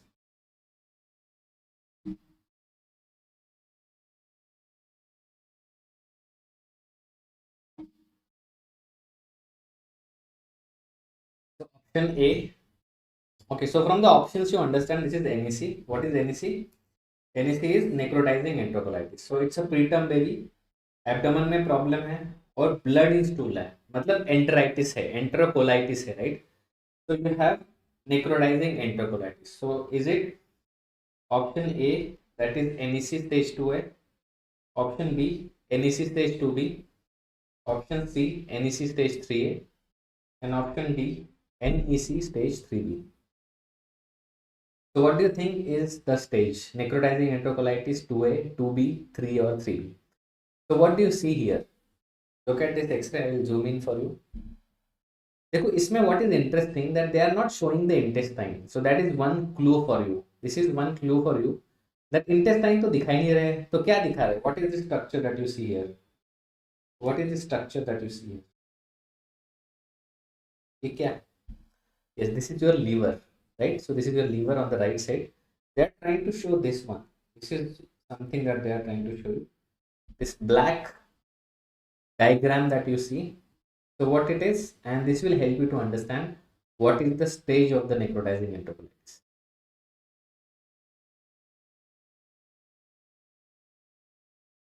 Anyone? Yes. So this is liver, and let us talk about few stages of necrotizing enterocolitis. So here we are talking about necrotizing enterocolitis. So there are some important stages that we talk about. So in stage 2A, the sign that you see is called as pneumatosis intestinalis, right? That means this is your intestines and you find the air within the walls of the intestine, that is pneumatosis intestinalis. In stage 2B, you have pneumatosis ortalis, that is portal venous gas, right? See why we are not discussing about stage 1A and 1B, because you don't get any radiological signs in stage 1A and 1B. The question is about radiological signs. So in 2A, you have pneumatosis intestinalis. In stage 2B, you have pneumatosis portalis, portal venous gas shadow. In stage 3A, you are going to have definitive ascites. And in stage 3B,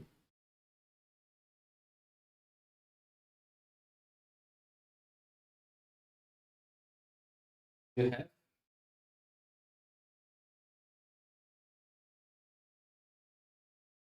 pneumoperitoneum, right? Pneumoperitoneum.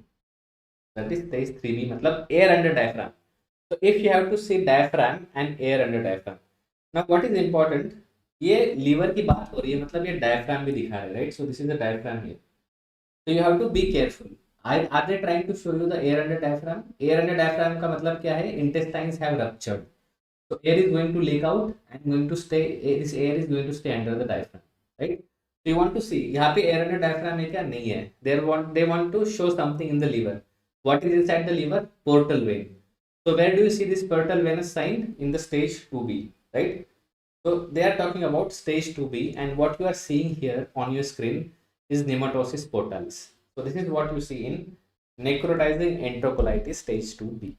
Okay. So therefore, I understand maybe at your level you will not be able to appreciate what they are trying to show you, and you might not be able to appreciate the X-ray finding. But you have to be smart and you have to understand कि ये location क्या दिखा रहा है. देखो intestines तो दिख ही नहीं रहे, barely the intestines are visible. So this is not pneumatosis intestinalis, right? So they are trying to focus on the liver. So they are asking about pneumatosis portalis. So it has become a favorite trend of examiner to give you a cut section, like CT section of a thorax, of abdomen, and they will try to and ask you the organ to identify the organ, right? So for that, it is very important that you should know the normal anatomy. Normal anatomy to pata honi chahiye, so that will help you in that way, right? It's a very common scenario nowadays. Common question ban gaya hai ki they are going to ask you such kind of questions.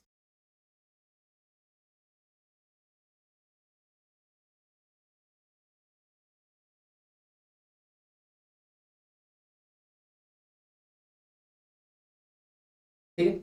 So this is what a necrotizing enterocolitis is, and these are few important topics and few important MCQs I wanted to discuss with you regarding NEC. Okay, so this is question number 20.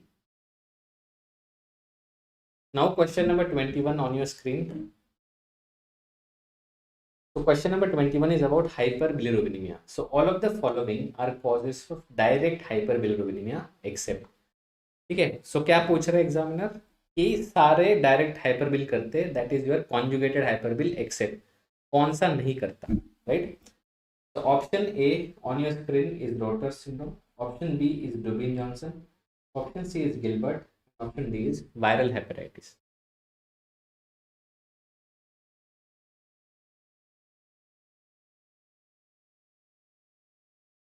So what do you think out of option A, B, C, D, Roters, Dubin Johnson, Gilbert, and viral hepatitis?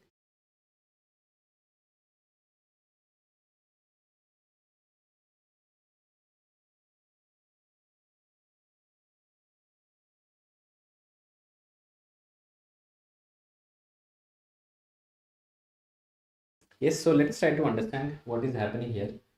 So we all know, so this is your liver, right? This is your liver. So you have a right and left lobe of liver. So liver का क्या होता है ना कि liver has three functions like pre-hepatic, hepatic, and post-hepatic, right? So liver का function है conjugation करना, to conjugate the bile, right? So here you have different type of these bile ducts coming here, and you have a gallbladder here, which is going into your duodenum, right? So what is direct type? Liver ने अपना काम कर दिया है, right? So liver has done its work, and now the problem is in the flow of bile. That is problem in the bile ducts or a gallbladder.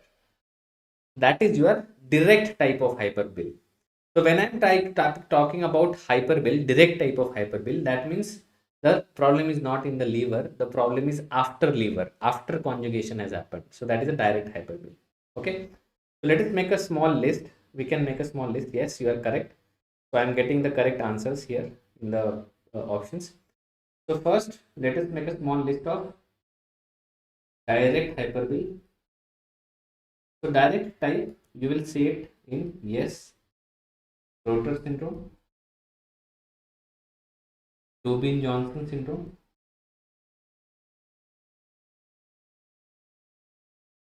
biliary atresia, and viral hepatitis. Now you will say, sir, viral hepatitis में तो indirect भी होता है. Yes, होता है.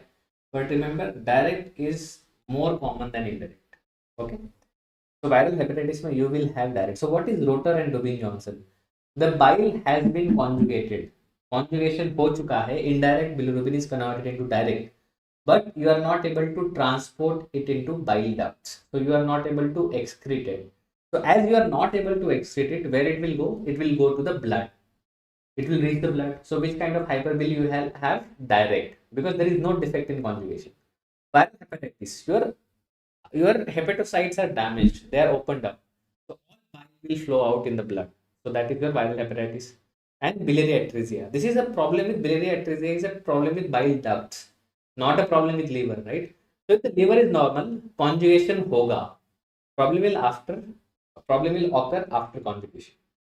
Second, you have indirect type.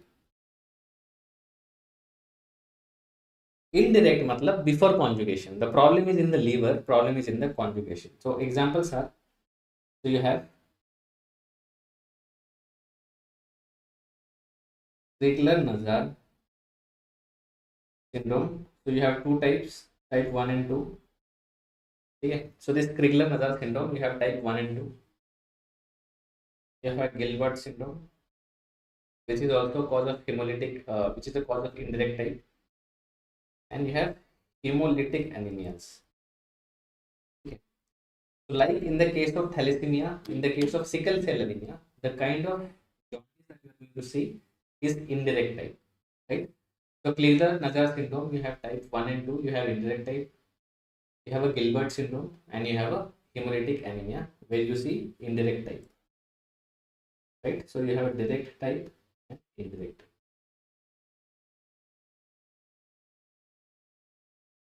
Yes, smooth specialist, you have told about the gene defects. So Dubin mein you have MRP2, yes, and Rotor mein you have ATP channel defect, right?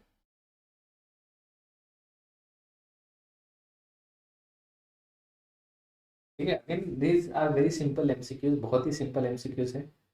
Multiple times have been asked in the exam. Exam में यही पूछे जाते हैं. So this is something that you should.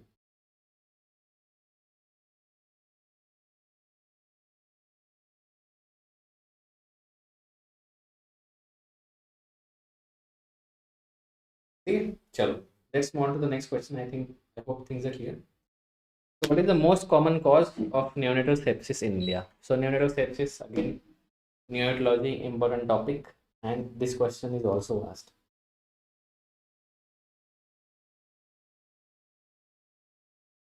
So what is neonatal sepsis and what is the most common cause? So you have to identify the bacteria, what we're talking about. So options, what are the options here we have? Option A is Staph aureus. Option B is Klebsiella. Option C is Acinetobacter. And option D is Escherichia coli or E. coli.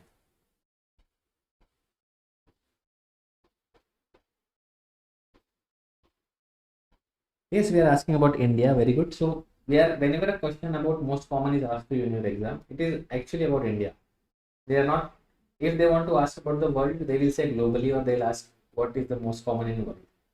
But otherwise, what they want actually to ask you is about what is the most common cause of neonatal sepsis in India. India की बात हो रही तो India की बात करेंगे.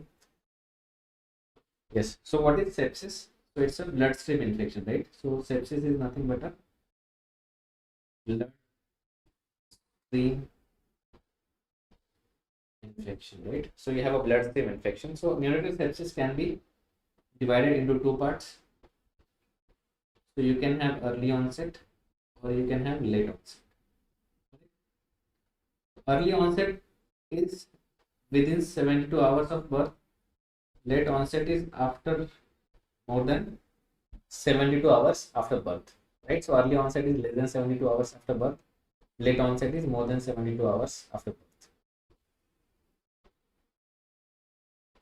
So early onset and late onset. Now coming to the most common cause, that is our question is about.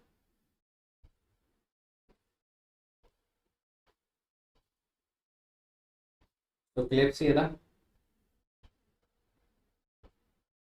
is the predominant cause as compared to Acinetobacter. Okay.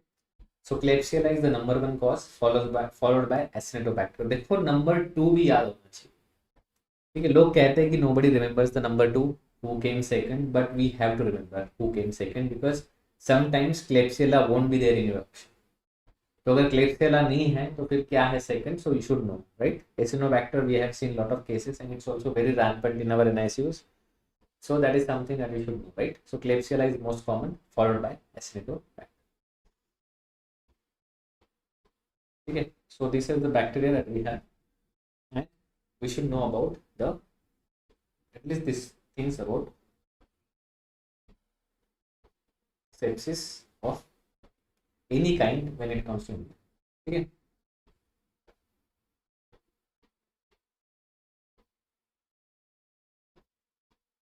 ठीक है, चलो let's solve the next question.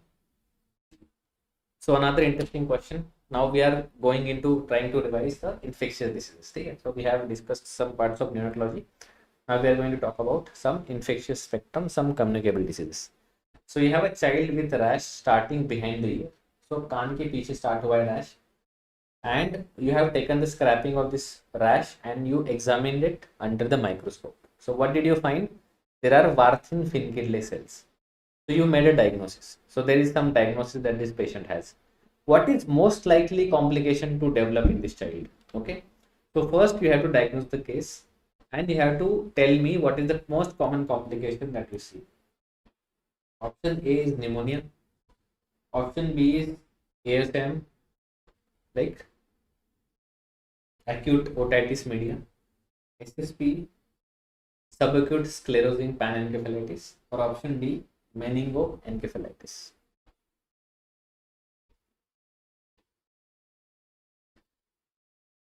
Can you tell me the diagnosis also? Yes, smooth specialist, correct. We have talked about yes, night, very good. So what we are talking here about is measles. So we are talking here about measles. So diagnosis of this case is measles, right? So few important things about measles, what you should know. So the rash is maculopapular and it starts behind here, right? Starts behind here, and the cells that you see in this rash is Warthin Finkellet cells, right? Also along with that you have a Koplik spot that is present on the buccal mucosa. Right? So you are going to find the spot in the buccal mucosa, that is a Koplik spot, again characteristic feature of measles. So if you are not able to find the answer, if you are not seeing these words, you should try to find the Koplik spot, right? So this is what measles is. Typical maculopapular rash, कान के पीछे start हो जाता है. Then you have a uniform rash, same looking rash all over the trunk. That is what measles is, right? So measles is going to start with a rash. There are 3 C's. You have cough, coryza, conjunctivitis. You have fever also. So you have a fever with rash, with this Warthin Finkellet cells and Koplik spot. So this is what measles is. It's like any other viral infection हो जाएगा, बच्चा ठीक भी हो जाएगा, nothing to worry about, like any normal infection. But what we are scared of, complications, and that is what question is about, the complications. So you should know about 3 complications in this scenario. First is most common, second is most serious, and the third is long term which is 100% fatal, so which is also the serious. Okay, so you can see that two complications are acute. Okay, so two complications are acute and one is seen as chronic, like after a very long time, right? After a very long time, that is. So acute may I am asking about what is the most common and what is the most serious. Okay, so the most common that you see in these children is actually acute otitis media. Okay. So acute otitis media is the most common complication that you see. Most serious is giant cell pneumonia.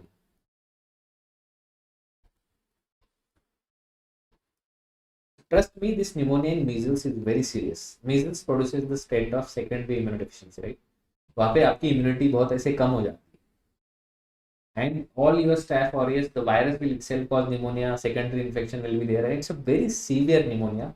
I have seen children with measles coming to us with pneumonia and they are admitted to ICU. Some of them even succumb to that. They die because of this pneumonia. The pneumonia is very serious when it comes to the when I'm talking about post measles or pneumonia that happens in measles. It is also called as a giant cell pneumonia, right? Now, suppose a child has measles today, like this month, then maybe after 2 to 10 years, this child might develop one complication.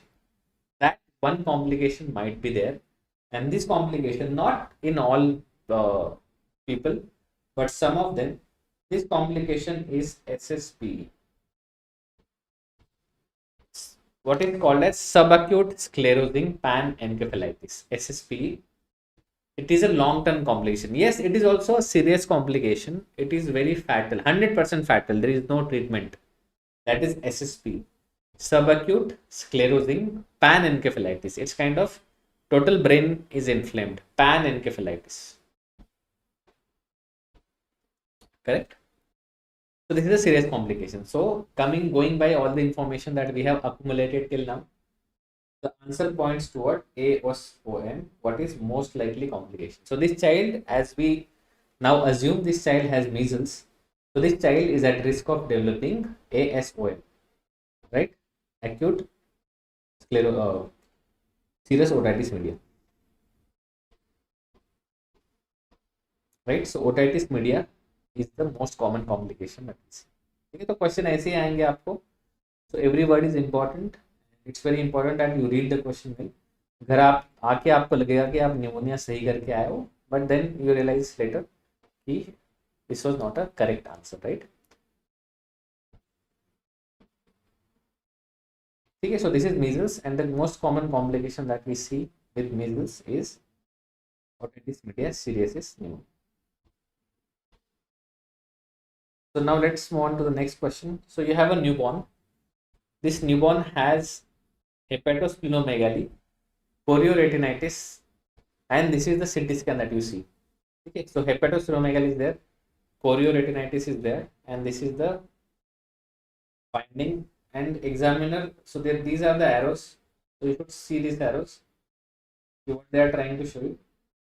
So option A is congenital CMV, option B is congenital rubella, option C is congenital toxoplasmosis, and option D is congenital syphilis.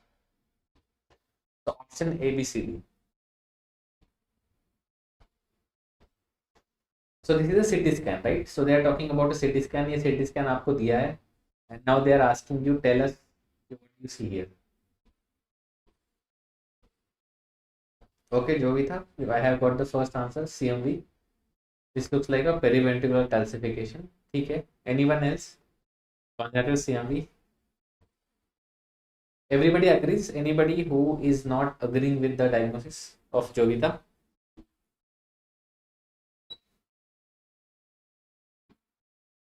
देखो, what do you see? So we are talking about CT scan. So CT scan में क्या होता है? The bone and the calcium will look white, right?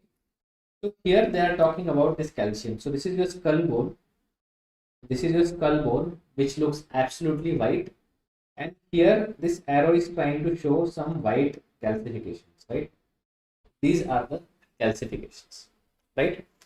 Now I just want to draw your attention to certain things, and one important thing is, this is your periventricular area.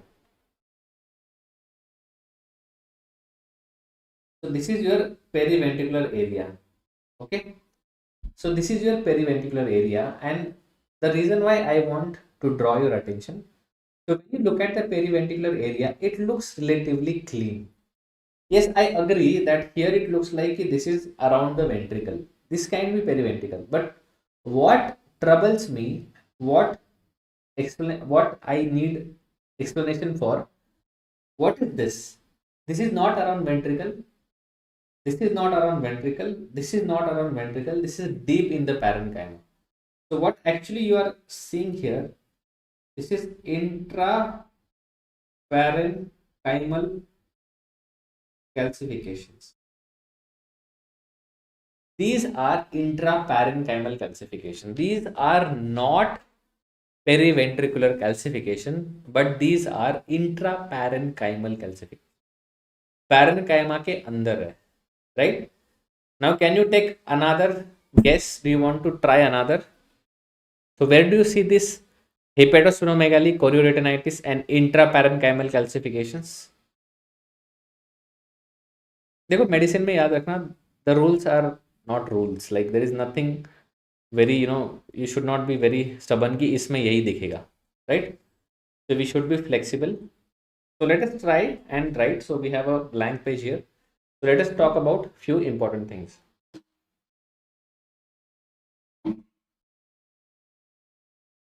Okay, so first we have congenital rubella syndrome. So what do we see in congenital rubella syndrome?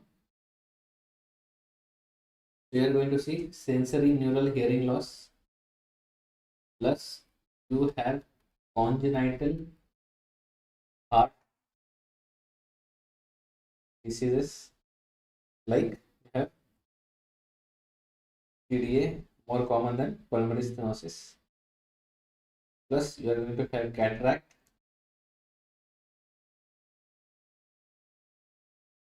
you have IUGR, plus we call it a blueberry muffin rash, right?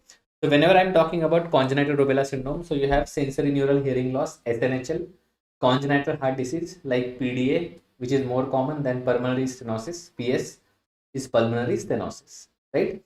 Cataract, so you have a vision problem. IUGR, intrauterine growth retardation, blueberry muffin rash. ये आपको दिखेगा congenital rubella syndrome, right? Second, you have congenital CMV. So what do I see in congenital CMV? So you have chorioretinitis plus hepatosplenomegaly plus you have microcephaly and you have characteristic periventricular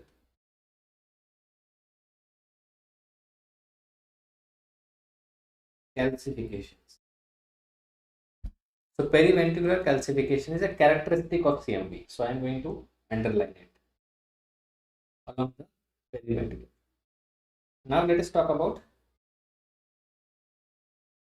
congenital toxoplasmosis.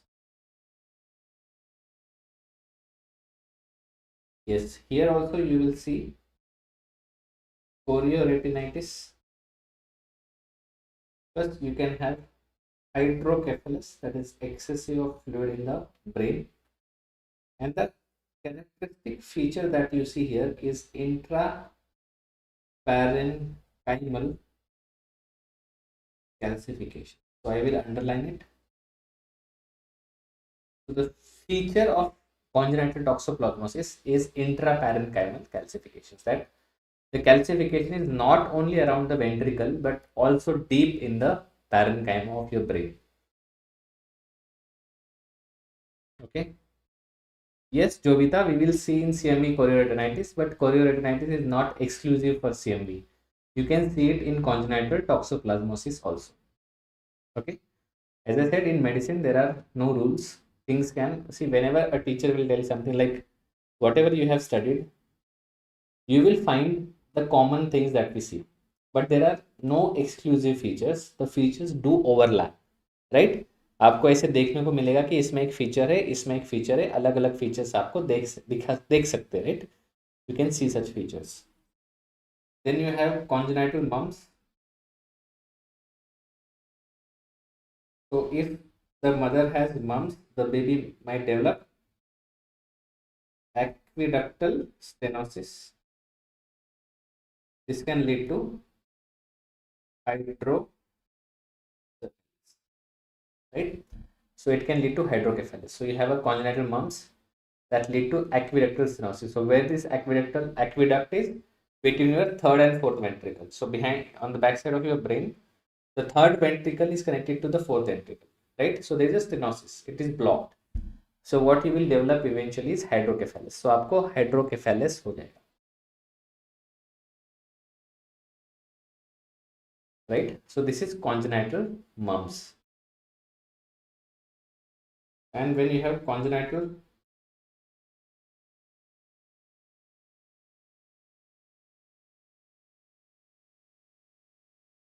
syphilis, right? So there are multiple signs. You can have regettes,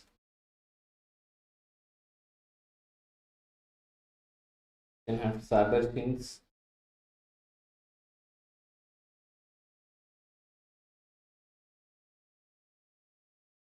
you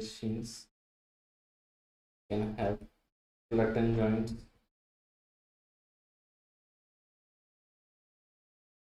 Menaki sign. Okay. So you can have raggets, Saberchin, gluten joints, Menaki sign. So this is something that you see in congenital syphilis. So out of all the list that I have given to you, congenital rubella syndrome, CMV, and toxoplasma, these three are examiner's favorite. Have been multiple times they have asked. ये सब बहुत बार पूछा गया है आपके exam में. They have asked this multiple times. Okay, so this is something that you should know about congenital infections.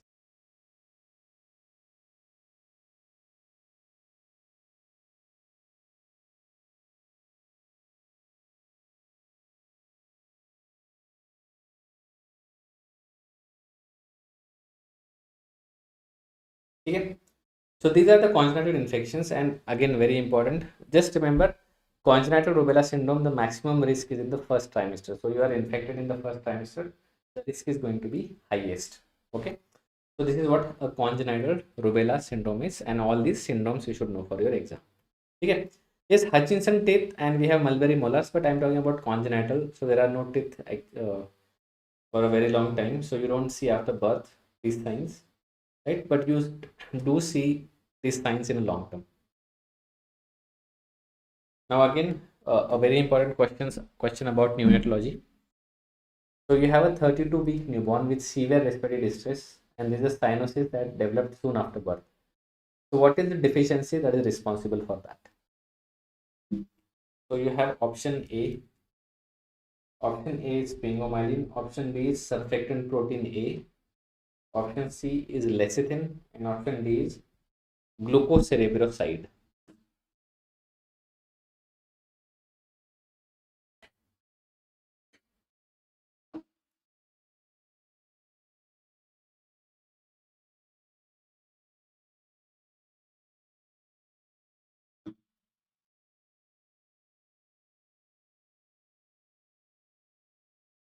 So 32-week newborn with severe respiratory distress and cyanosis after birth.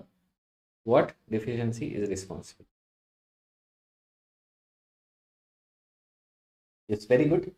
So whenever we have a question about 32-week, so this is a preterm baby, right? Preterm baby. So whenever you have a preterm baby in the exam question who has born before 35 weeks of gestation, okay, and if the baby develops cyanosis soon after birth, okay, if the baby develops cyanosis soon after birth, so any preterm baby with cyanosis soon after birth, you should always think about disease. We call it as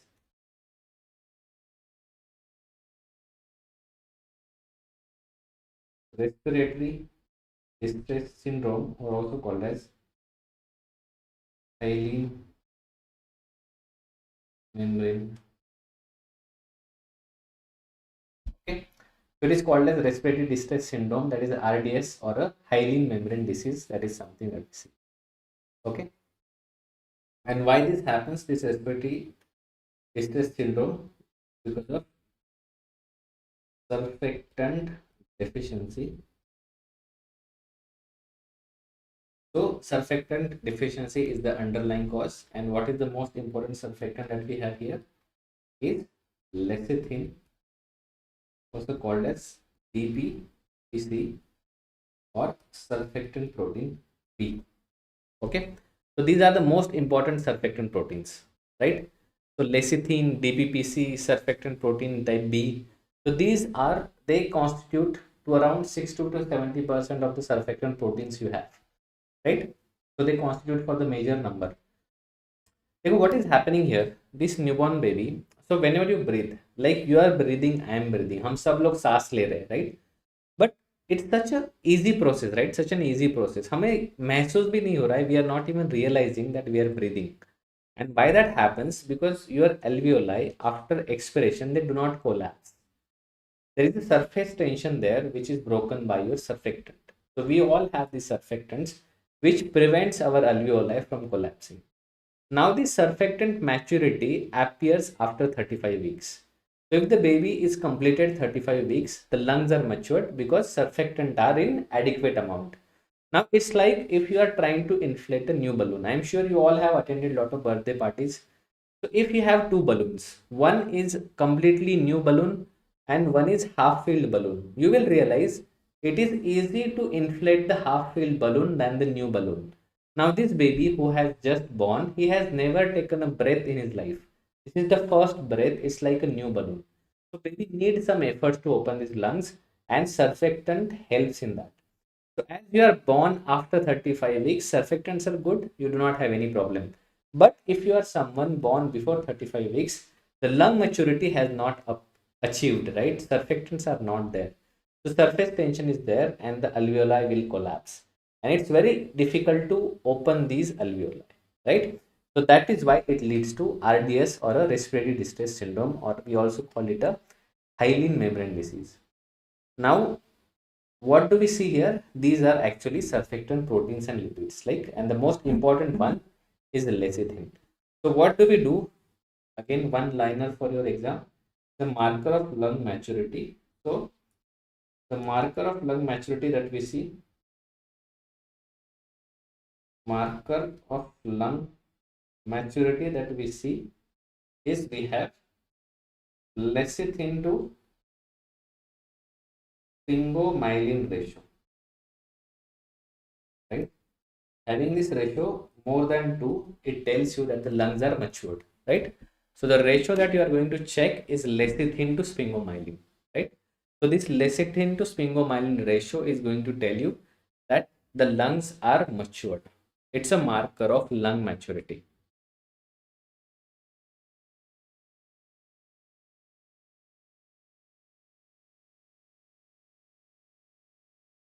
Okay, so it's a marker of lung maturity, and whenever we are talking about RDS, whenever we are talking about immature lungs, surfactant is something we are talking about. So after this discussion, what is the conclusion? The answer is lecithin, right? So here the deficiency that this baby has is lecithin, that is surfactant protein B, और DPPC. Option में कुछ भी हो सकता है, DPPC हो सकता है, SPB हो सकता है, या lecithin हो सकता है. All are correct, right?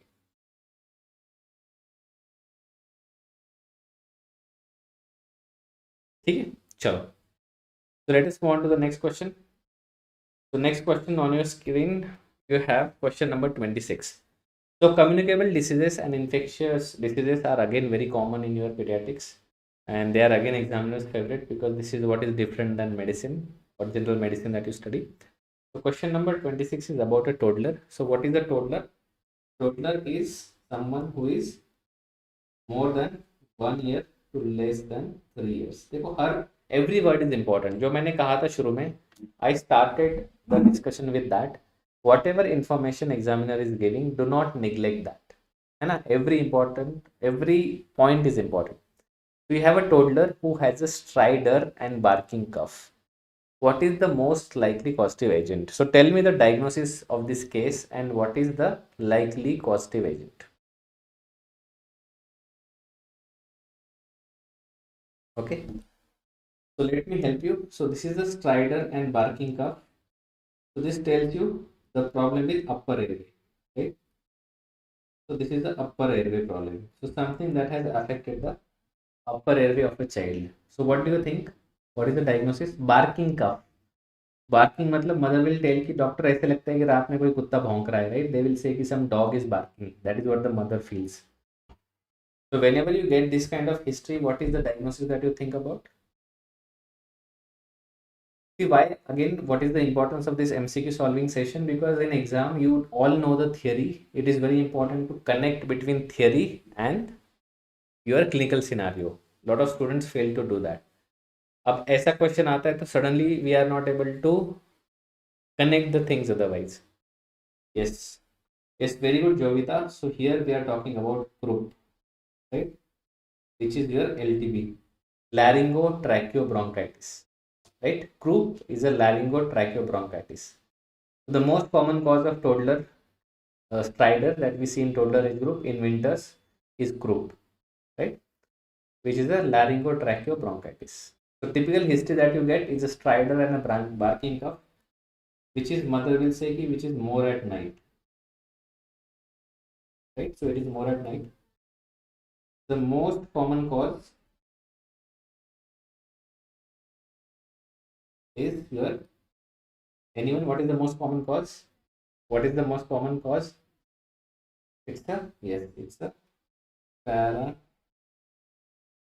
influenza A and B. Okay, so this is the most common cause, followed by influenza, adeno, and RSV. So remember, it's a viral disease. It's a viral disease. Okay, so the most common cause is parainfluenza A and B, followed by influenza, adenovirus, and RSV. Okay, so whenever you do a chest X-ray, or I would say neck X-ray, so anyone, what is the sign that you see on a neck X-ray? Neck X-ray, when you do a X-ray of a child with croup. Yes, so the sign that you get is a steeple sign. So it looks like a steeple of a church, right? Like this. So when you do a X-ray, this is the sign that you get because your larynx is edematous. There is a laryngeal edema. So that looks like a steeple of a church. So that is a steeple sign that you get in croup.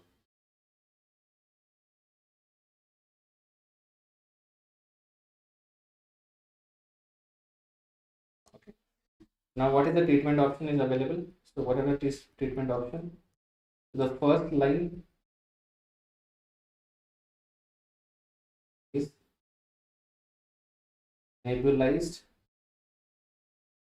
epinephrine. So first thing that I am going to give to this child is nebulized epinephrine, because this epinephrine will decrease the edema. So whatever subglottic or laryngeal edema that you have, that you have to give. In severe cases where you see cyanosis and severe distress, we give dexamethasone. So in severe cases, we have no option, but we have to go for a dexamethasone. So in first line is nebulized epinephrine, and in severe cases, we go for dexamethasone.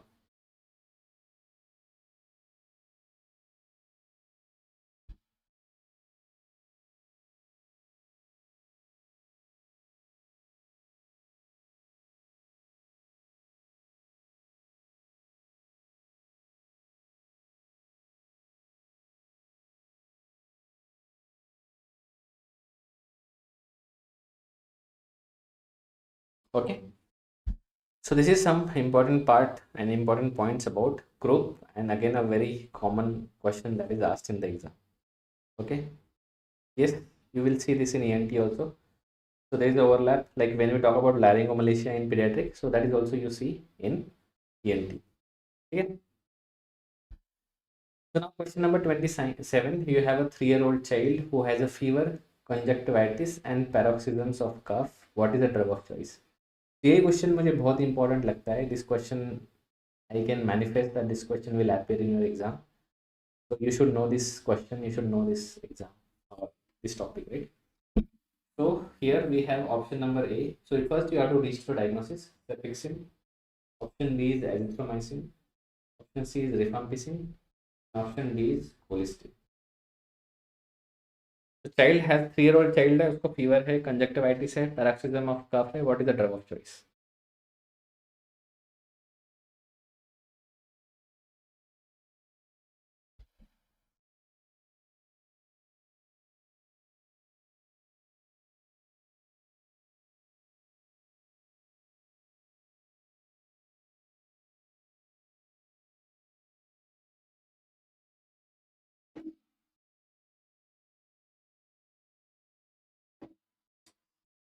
Can you tell me diagnosis? देखो fever and conjunctivitis, yes, we all agree.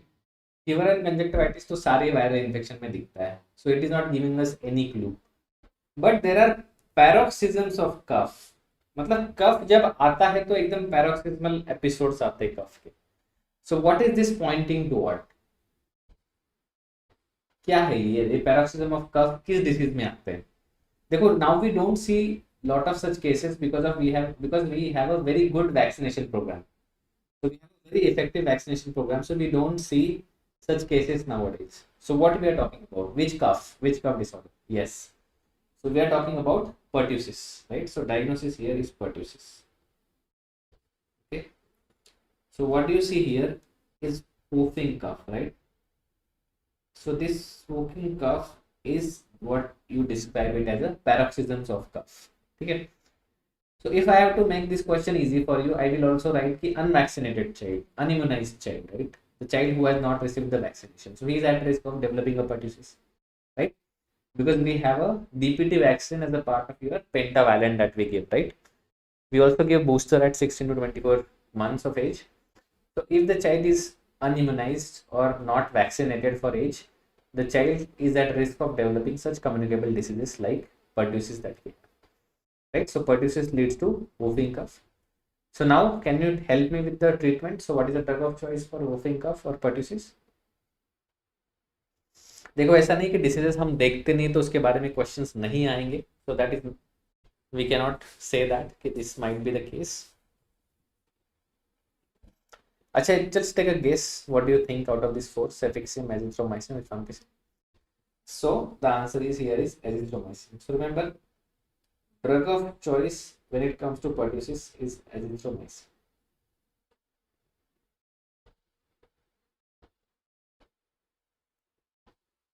Very important question for your exam, right?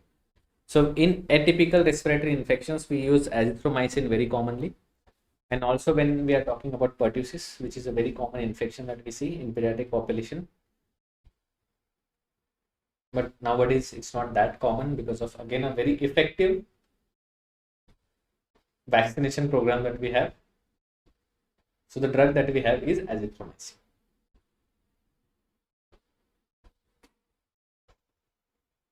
Okay, easy. So remember this question for your exam. So we have diphtheria and tetanus also.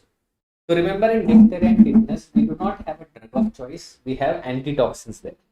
So in diphtheria, we have antitoxin. In tetanus also we have immunoglobulin, like tetanus immunoglobulin, which we use, which is a drug of choice. So when we talk about DPT, diphtheria, pertussis, tetanus, in pertussis we have a drug of choice, that is azithromycin. In diphtheria we do not have a drug, but we have an antitoxin, that is diphtheria antitoxin, which is the treatment of choice. And in tetanus also we do not have a drug, that is a drug of choice. We have again a treatment of choice, that is tetanus immunoglobulin. Yes, it is a drug, but not like antibiotic that we are giving, right? We are giving antitoxins, right? So ये आप तीनों का आपको पता होना चाहिए कि what we are dealing with. Yeah. So yes, these are the diseases of the past, but examiners are going to ask this kind of question to you. Okay. So now we have question number 29.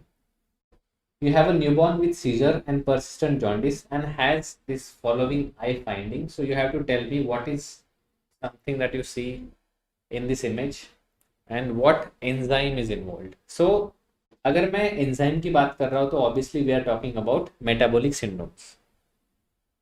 So what do you see here? Which metabolic syndrome you are seeing? So tell me the diagnosis also and tell me the answer of this question.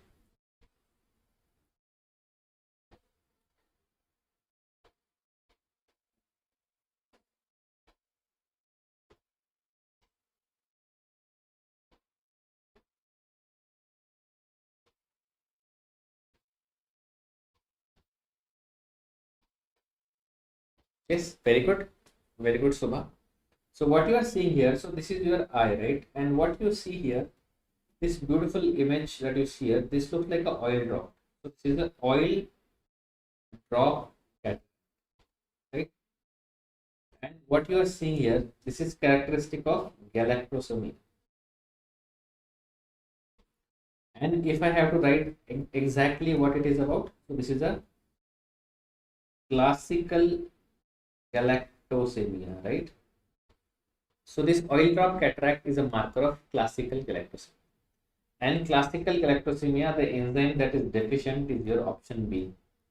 That is galactose 1-phosphate uridyl transferase. Okay. So these kind of questions will be asked in your metabolic syndrome. Okay. So whenever I talk about galactosemia, what you are going to have? You are going to have hypoglycemia. And this hypoglycemia can lead to seizures. So why this patient has developed seizures? Because of hypoglycemia, right? There is persistent jaundice,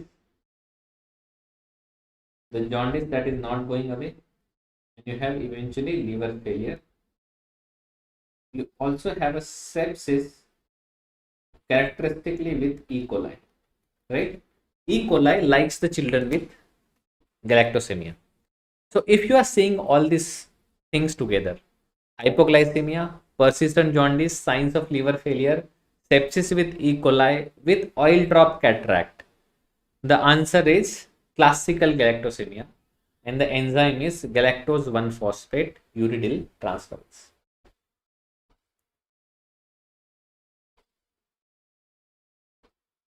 Okay, so we have this uridyl 1-phosphate, sorry, galactose 1-phosphate uridyl transferase. Okay, so see, we have a lot of metabolic disorders. You have 19 subjects, you have so many syndromes, so many metabolic disorders. So I will tell you, there are some clues which you have to remember. You don't have to remember in and out. कुछ clues है जो आपको पता होनी चाहिए. If you know these clues, you will be able to reach to the answer. ठीक है? So let us try to understand some clues and some diseases, some metabolic disorders. Like for example, you have phenylketonuria. So what are the clues? So you will have a blonde child with intellectual disability. Okay. This child will be mentally retarded, but the child will look a blonde hair, fair skin, right? So child has a fair skin. अगर exam में आपको ऐसा case मिलता है कि बच्चा बिल्कुल गोरा गोरा है, अंग्रेज लग रहा है दिखने में, the blonde hair are there, fair skin, intellectual disability है, think about phenylketonuria. Now the second we have is alkaptonuria, right? So if we are talking about children, what do you see? In children you see that urine turns black, right? So if you collect the urine and keep it in the sunlight, it will become black. That is what you see in alkaptonuria. And in adults, what you see is classical onchronosis and arthritis, right? So अगर onchronosis की बात कर रही है, what is onchronosis? Blackish discoloration of the nose and earlobe, nose tip and earlobe, not seen in children but in adults. Okay, so that will point toward alkaptonuria. Okay, so in children the urine turns black. In adults you see a black discoloration of the nose and earlobe, right? Now if you have homocystinuria. So what do you see in homocystinuria? So you are going to have stroke because of thrombosis. Okay. Again, you have this intellectual disability. Okay. Or we also call it mental retardation. So we do not use this term mental retardation nowadays. What we say is intellectual disability. It is more accepted and a better term. So either we have an intellectual disability and we have a mental retardation. Okay? Stroke because of the thrombosis. You have lens dislocation. So if your question is mentioning this, think about homocysteine. Now next you have hereditary fructose intolerance. So what is the history that you will get? Mother is giving the fruit juice to the child that leads to liver failure. Okay. और कुछ सोचना ही नहीं है. Very simple clue. As I'm saying ना, you don't have to go into details. ये सारे clues है, ये सारे clue word है. These are like cheat codes. अगर मदर ने फ्रूट जूस देना स्टार्ट कर दिया बच्चे को और बच्चा लीवर फेलियर में चला गया कुछ महीनों बाद, child is not able to digest fructose. That is fructose intolerance, right? So you have this enzyme fructose 1 bisphosphate. So this absence of this enzyme lead to hereditary fructose intolerance. See, I'm not going into again much detail. Phenylketonuria, alkaptonuria, homocystinuria, hereditary fructose intolerance, सबके enzymes पता होने चाहिए, right? Because without knowing enzyme is like a half battle. You cannot win the half battle, right? Yes, aldolase B is the other name of that enzyme. You are right. Another disease that we have von Girk disease, which is your glycogen storage disorder type 1. So what do you see here? What are the characteristic features? So you have a doll-like face, rhinomegaly, right? So whenever we talk about any medical problem और जो भी हम बात करते हैं हम हमेशा हिपेटोस्प्लिनोमेगाली कहते हैं, हिपेटोस्प्लिनोमेगाली, liver spleen enlarged. But in von Girk disease, which is glycogen storage disorder type 1, what we get is a doll-like face, very smooth face these babies have. So that is a doll-like face and rhinomegaly. ऐसा clue आता है along with hypoglycemia. Think about von Girk disease. Now what about Pompe's? This is your GST type. If you see ECG in the exam, ECG दिख जाता है कि question में ECG दिखा रहा है, it has to be Pompe's, right? So the glycogen storage disorder that affects your heart is Pompe's. Next is your McArdle, which is your GSD 5. Okay, so what do you see here? Exercise intolerance. So you can write this word. I'll explain it to you. Exercise intolerance. So what is exercise intolerance? देखो बच्चा थोड़ी exercise करने वाला है, right? So child is not going to do the exercise. So what children do? What they do? They are going to play. वो खेलेंगे यहाँ. So what is the typical history that mother will give you?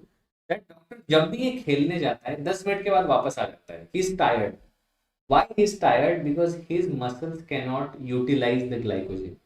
And when that happens, you think about GST type 5, that is MAHERD, right? So I think I have given you most of the common metabolic syndromes and their clue words, how to identify that particular disorder in your exam. Okay? So you have phenylketonuria, alkaptonuria, homocystinuria, hereditary fructose intolerance, von Girk disease, Pompe's and MAHERD.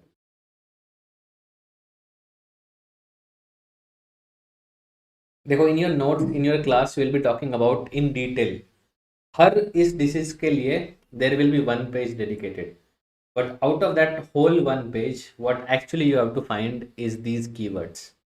So these keywords will help you to reach to the diagnosis, and that is how actually the MCQs are solved in your exam.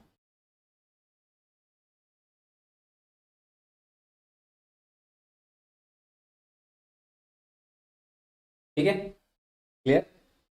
Chalo, let's move on to the next question. So we have few 3-4 more questions, and we are going to do the discussion related to that as well. Okay.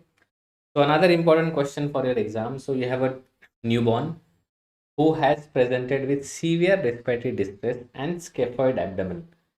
तो देखो exam में question हमेशा अच्छे से पढ़ना है. तो respiration में प्रॉब्लम है, राइट, ब्रीदिंग में डिफिकल्टी है, बट एब्डोमेन की क्यों बात हो रही है? Why they are talking about abdomen? मतलब एब्डोमेन में कुछ तो गड़बड़ हो रही है, right? And x-ray is showing the picture. So what is likely diagnosis? So what do you think? Okay, Subha is saying it's CDH, that is congenital diaphragmatic hernia. Can you tell me, Subha, why are you thinking that? Why does it feel to you that this is a CDH? So option A is congenital emphysema, option B is CDH, option C is CHPS, congenital hypertrophic pyloric stenosis, and option D is hyaline membrane disease. So what is the pointer? क्या लग रहा है आपको ये क्यों CDH है? Why this is congenital diaphragmatic hernia? Yes. So what do you see here? So what are the pointers? And I think yes, you have seen this. So what you see here? So these are the intestinal bubbles.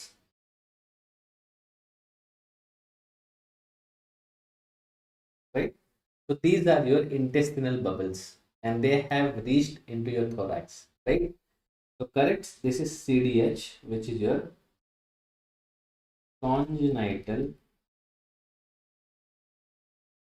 diaphragmatic. Okay. So what is the pointer? So what you will see? So you will see intestines in abdomen. Sorry, intestines in thorax. Intestine normally abdomen नहीं होते. So you will see these intestines have now herniated to thorax. तो अगर ये intestines and liver, all the abdominal contents, if they have gone to the thorax, तो abdomen में क्या बचा? कुछ नहीं बचा. So what do you see? Abdomen becomes scaphoid. So what do you see here is scaphoid abdomen.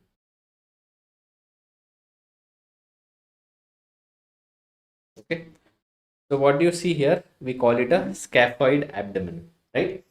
So because there is a diaphragmatic defect that is there, through this diaphragmatic defect, the intestines are going to reach to the thorax part. Okay, so I will just write here whatever I have written. I'll come back to this slide. So whenever we talk about CDH, there are two types: left posterolateral, and the second type that you have is retrosternal. Okay, so left posterior lateral, it is also called as Bogdalic, and retrosternal is called as Morgagni. Okay, so left posterior lateral is Bogdalic and retrosternal is Morgagni. Yes, the left posterior lateral, that is vocal leg, is seen in 80 to 90% cases. It is much common, and only about 10% cases have this Morgagni, which is very less common.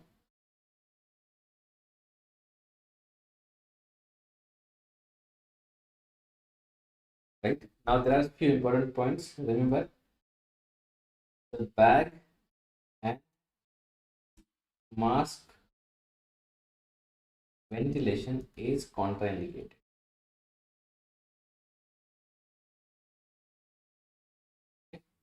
So bag and mask ventilation, you should not do it. It's absolutely contraindicated. Now why it is contraindicated? Imagine you are putting mask here and you are giving pressured air. Where this air will go? This air will go to the intestines. But where are the intestines? Intestines are in the thorax. So the more pressured air you put, the intestines will be further inflated. As they inflate, what they will compress? They will compress your lungs and mediastinum, right? So your lungs will not expand, the lungs will be collapsed, especially the lungs on the side of hernia will be completely collapsed. And in fact, your mediastinum will also get the pressure. So heart will also get the tamponade effect, right? So that is why bag and mask ventilation is contraindicated, right? Yes, correct. So there is a pulmonary hypoplasia basically. So lungs are not properly developed. Lungs are not going to develop depending upon when the सीडेज happened. अगर सीडेज बहुत जल्दी हो जाता है मतलब in a early period of infancy like during embryogenesis, so that will tell you that lungs have not developed. So that is called as pulmonary hypoplasia, right? So pulmonary hypoplasia, lungs have not developed. So that is how it will present. Okay, so you have to intubate this child, secure airway, stabilize this child for 48 hours. After 48 hours, you can arrange for the surgery. Okay, you can go for the surgery after 48 hours. ठीक है, correction तो करना है because problem diaphragm में है, right? So this is what CDH is. Again, examiner's favorite. Multiple times the question have been asked. ठीक है, so this is what CDH is. Classical clinical scenario पूछा जाता है. This is surgical emergency, right? That appears at birth.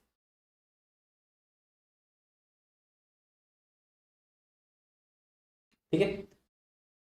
So let us go to the next question.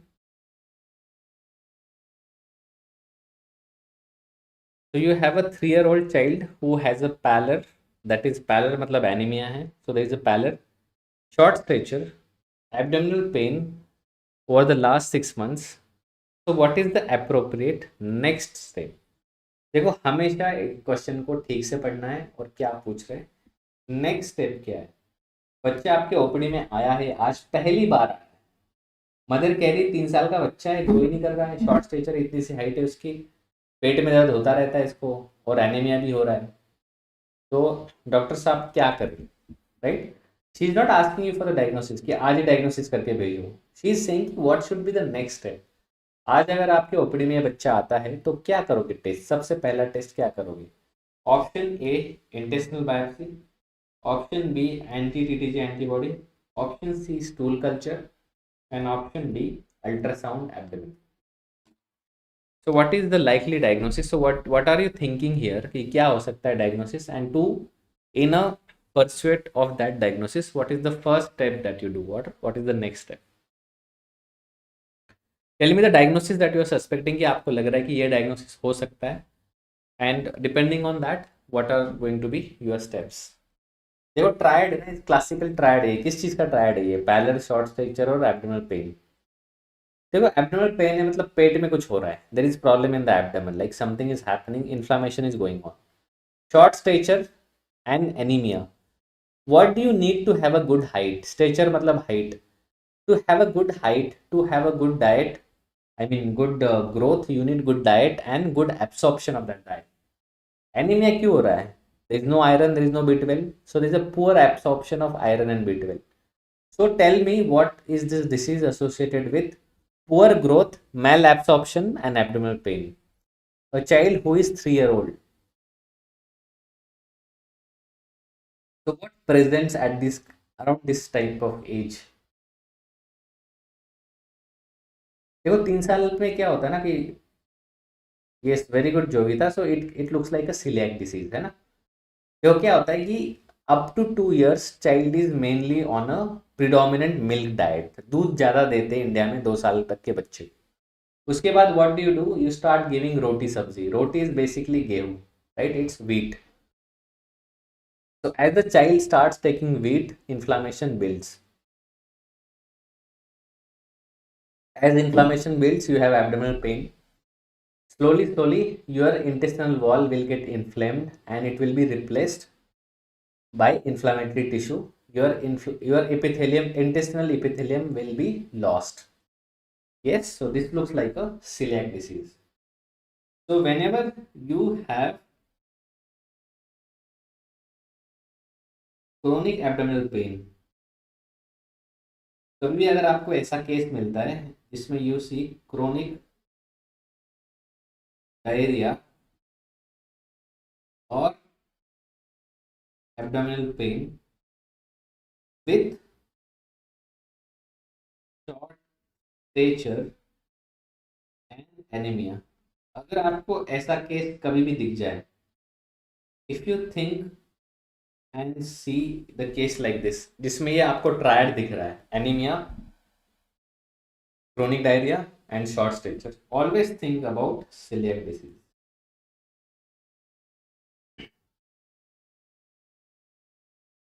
So whenever you have these clues, again I am always I am still talking about clue words ही ढूंढने हमेशा diagnosis में, right?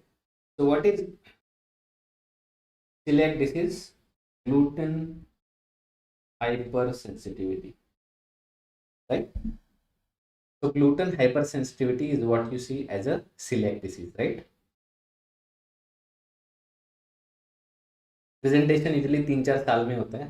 So what is the screening? So what is the first test, or we call it screening? So screening we do using anti-TTG antibodies, or we have anti-endomysial antibodies, right? So we are going to check anti-TTG antibodies or anti-endomysial antibodies, which are your first line screening. And definitive test,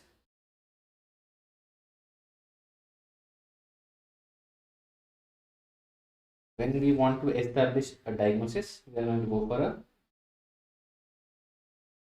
intestinal biopsy. And we now also have a genetic test, right? So intestinal biopsy will tell you definitely. Duodenum से हम biopsy लेते हैं, you are going to observe inflamed intestine. So you have a cryptic hypoplasia and villus atrophy, right? So villus atrophy and cryptic hypoplasia is something that you see on biopsy. ठीक है, तो first test हम क्या करेंगे, anti TTG antibody और anti एंडोमाइसियल, because आपको पहले screening करना है. इंटेस्टिनल बायोप्सी नॉट इजी ना, बच्चे को सिडेट करना पड़ेगा, बायोप्सी लेना पड़ेगा, एंडोस्कोपी करना पड़ेगा. Such a painful procedure for a child plus sedation, risky procedure, right? तो before we go for a diagnostic test, पहले ये तो देख ले कि क्या लग रहा है इसको है या नहीं है. तो पहले एंटी टीटीजी एंटीबॉडी करो. कहाँ से करोगे? बस ब्लड सैंपल ले लो. The first test should be the easy and cheap test, right? So anti-TTG antibody is easy. So tell me what is the answer. So child who has come with these complaints of duration of 6 months. So what is the next step? What is the next logical step in this child? क्या करोगे? Option A B C D. Biopsy करोगे कि anti TTG antibody करोगे? We know कि stool culture और USG abdomen का तो कोई रोल है नहीं अभी इसमें. इस केस में एब्डोमिनल पेन के सारे केस में हम यूएसजी एब्डोमेन यूजुअली करते हैं, तो शायद हम इसमें भी करेंगे. बट हमें पता है कि this looks like a coeliac disease. So what do we do? Yes Subah, very good. So we are going to go for anti TTG antibody. ठीक है, so this is the next step. अगर ये question ये होता what is the investigation of choice और a gold standard, then the answer would become intestinal biopsy. ठीक है, so as I said, your knowledge is there, your knowledge is correct, everything is correct. बस जो पूछा है वही बताना है, right? You always should respect what examiner is asking, right? Because examiner जो बोलेगा वही आंसर हमें अच्छे से देना है, right? So this is what he aspects from you. He knows that you know intestinal biopsy is a definitive test, but that is not what he is asking. He is asking you a very practical question.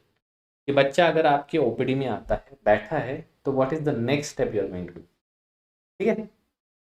I hope this clears. And somebody has already mentioned. So what is the treatment? Restriction of gluten. Gluten नहीं देना है. So do not give bro, right? So do not give bro. So what do we restrict? So we restrict bro, right? So barley, rye, oats and wheat. So barley, rye, oats and wheat. तो ये हमें नहीं देना है, avoid bro. देखो R stands for rye, not rice. So this child can eat rice, can eat maize, can eat soybean, can eat potato. So that is the alternate that we give for your barley, rye, wheat and oats.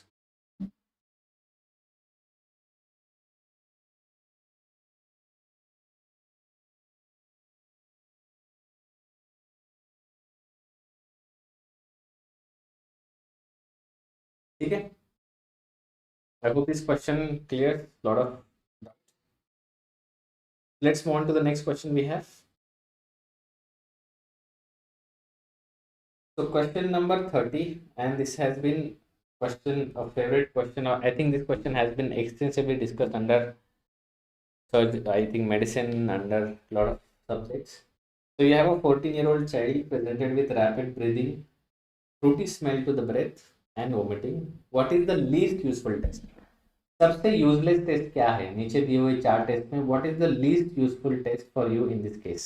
Okay, तो option A is urine ketones, option B is RBS, option C is blood gas and option D is chest X-ray. So what test out of these 4 will be least useful for your diagnosis or least contributory for your diagnosis? So help me with the diagnosis. मुझे बताओ कि diagnosis क्या है and how do you approach this case? Like what is the best test? I mean least useful test.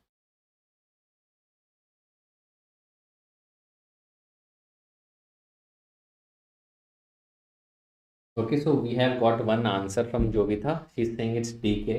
DK stands for diabetic ketoacidosis. Okay, Jovita. Then now tell me the answer. What is the least useful test out of these 4?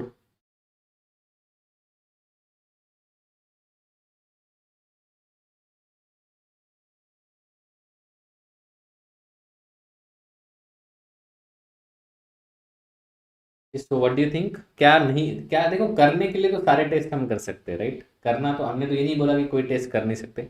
मैं कह रहा हूँ कि आप कर लो but it will not be any contributory, इसमें कोई फायदा नहीं होगा आपको. तो what is the least useful test?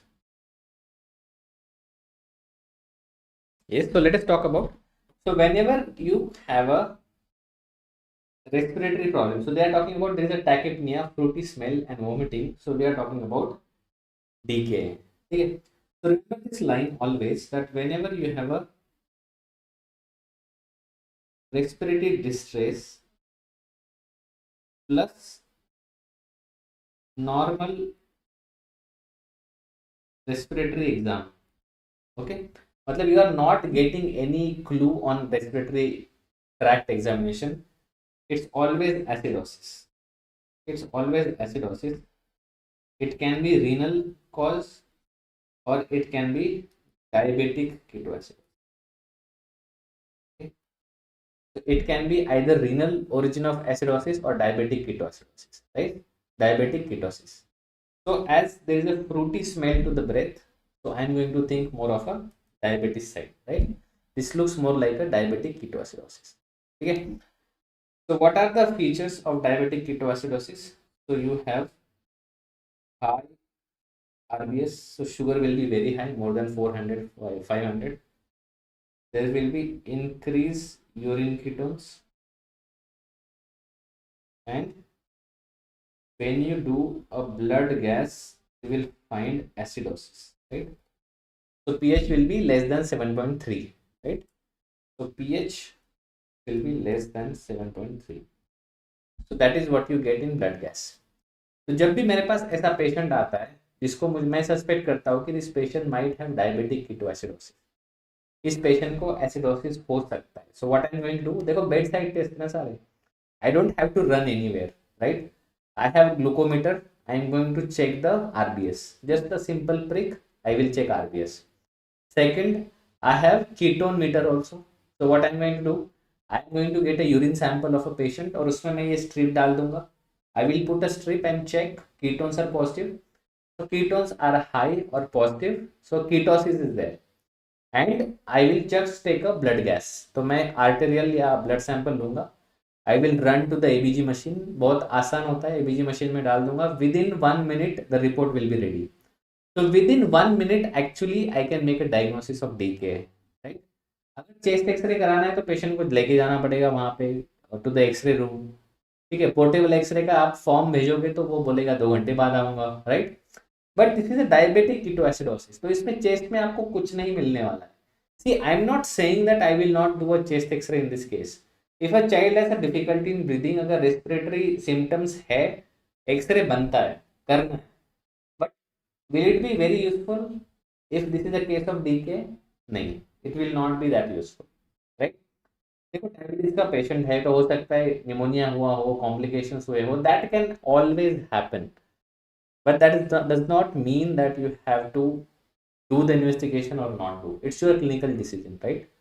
हमारे जो क्लिनिकल्स हम हॉस्पिटल में प्रैक्टिस करते हैं वो पूरा ऐसे नहीं चलता कि नहीं यही करना है. So that is your as we said, informed and knowledgeable decision कि आप अगला step क्या करने वाले, right? The practical world is very different or than what we do in theory. ठीक है? So depending on different scenario, the option can be different. So answer here, what will be the least useful? तो यहाँ पे आपसे ये पूछा गया है कि कौन सा टेस्ट सबसे least useful है? The answer is chest X-ray. So this is a case of DK, as somebody has pointed out. This is a diabetic ketoacidosis, and chest X-ray will not be helpful.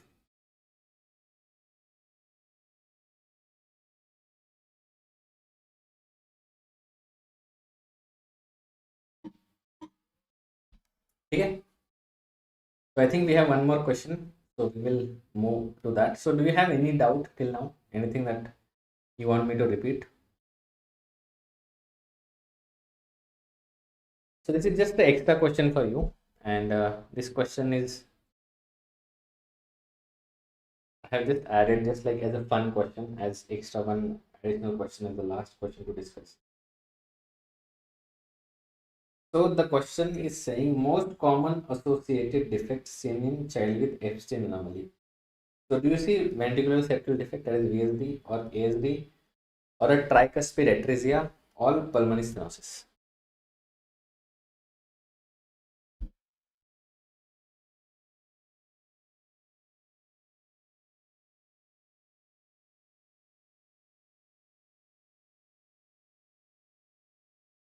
Tricuspid atresia, okay.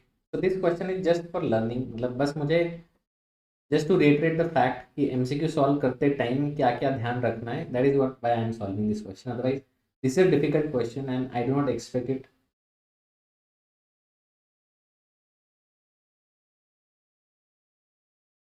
Okay, so let's try to discuss this question. देखो Epstein anomaly. So whenever I talk about Epstein,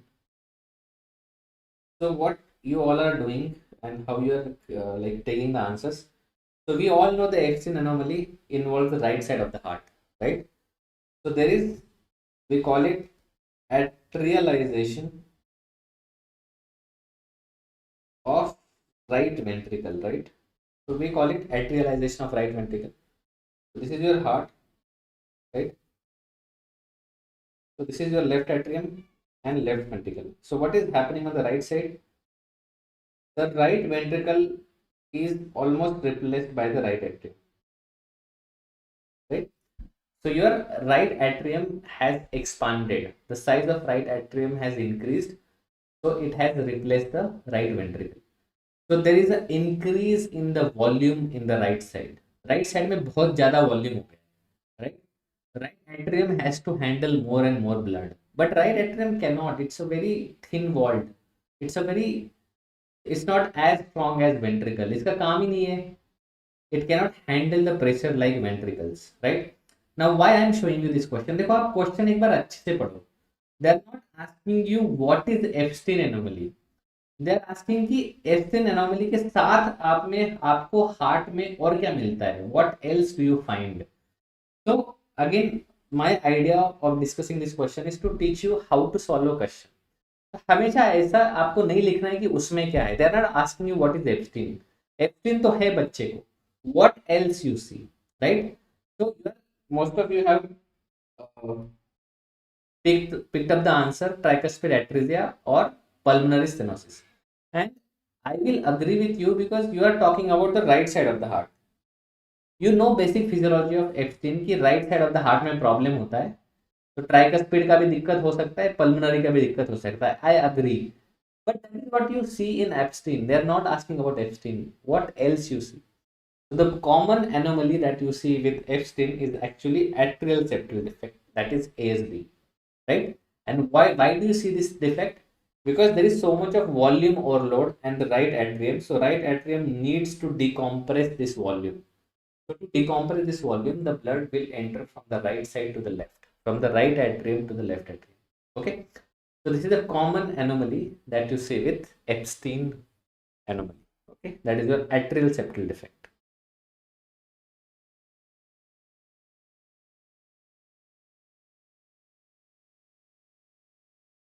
Okay. So I think that is all the MCQs that I wanted to discuss with you and all important areas. So this was more of a revision session to just touch all the important points and everything that are there. And by doing this session, I wanted to give you an idea that how the questions are solved. Yes, you all have the information आपके पास सारा है, but solving MCQ is also an art. और exam में आपको थोड़ा सा इसी art को पॉलिश करना है कि एग्जाम को आप कैसे अप्रोच करोगे and how you are going to solve this question. ठीक है. Now before we conclude, just one I will just talk about few important topics. I will just go to the page that I had, one blank page I have left somewhere. So let us talk about this I want to just give you a small list about few important topics. Yes. So few important topics, please revise them before the exam. Apart from whatever we have discussed today, please go through IMNCI algorithms or charts. So these IMNCI charts are asked, so you can just put on the Google PDF IMNCI charts PDF. In that, especially the management of pneumonia, diarrhea, local infection. Okay. At least read these algorithms: pneumonia, diarrhea, local infection of IMNCI charts. Please do MCQs of immunization. Immunization will always be the important part of pediatrics. You cannot leave immunization. Without immunization, you cannot approach to the exam, right?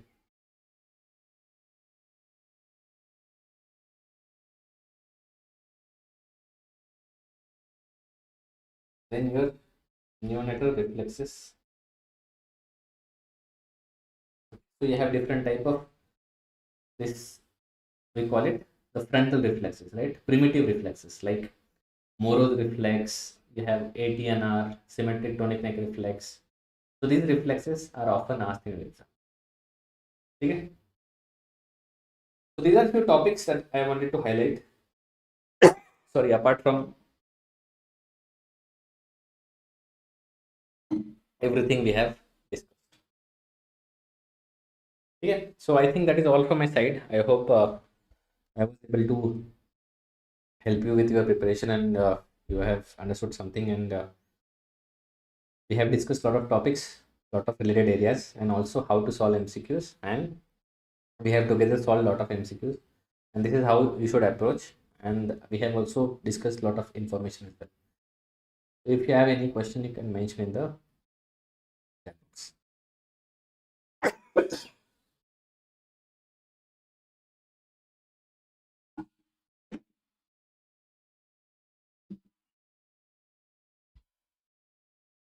And thank you to all of you for joining this session, and I wish you all the best. The exam is just around the corner.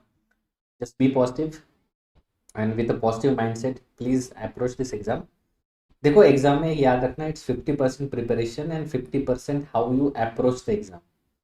50% work is done, you have prepared well, just attempt a good paper with positive mindset and with a sound mind. शांत रह के आराम से paper लिखना है, and I'm sure you all will do good and will clear this exam with the flying colors. So I wish you all the best. Thank you so much for joining and take care.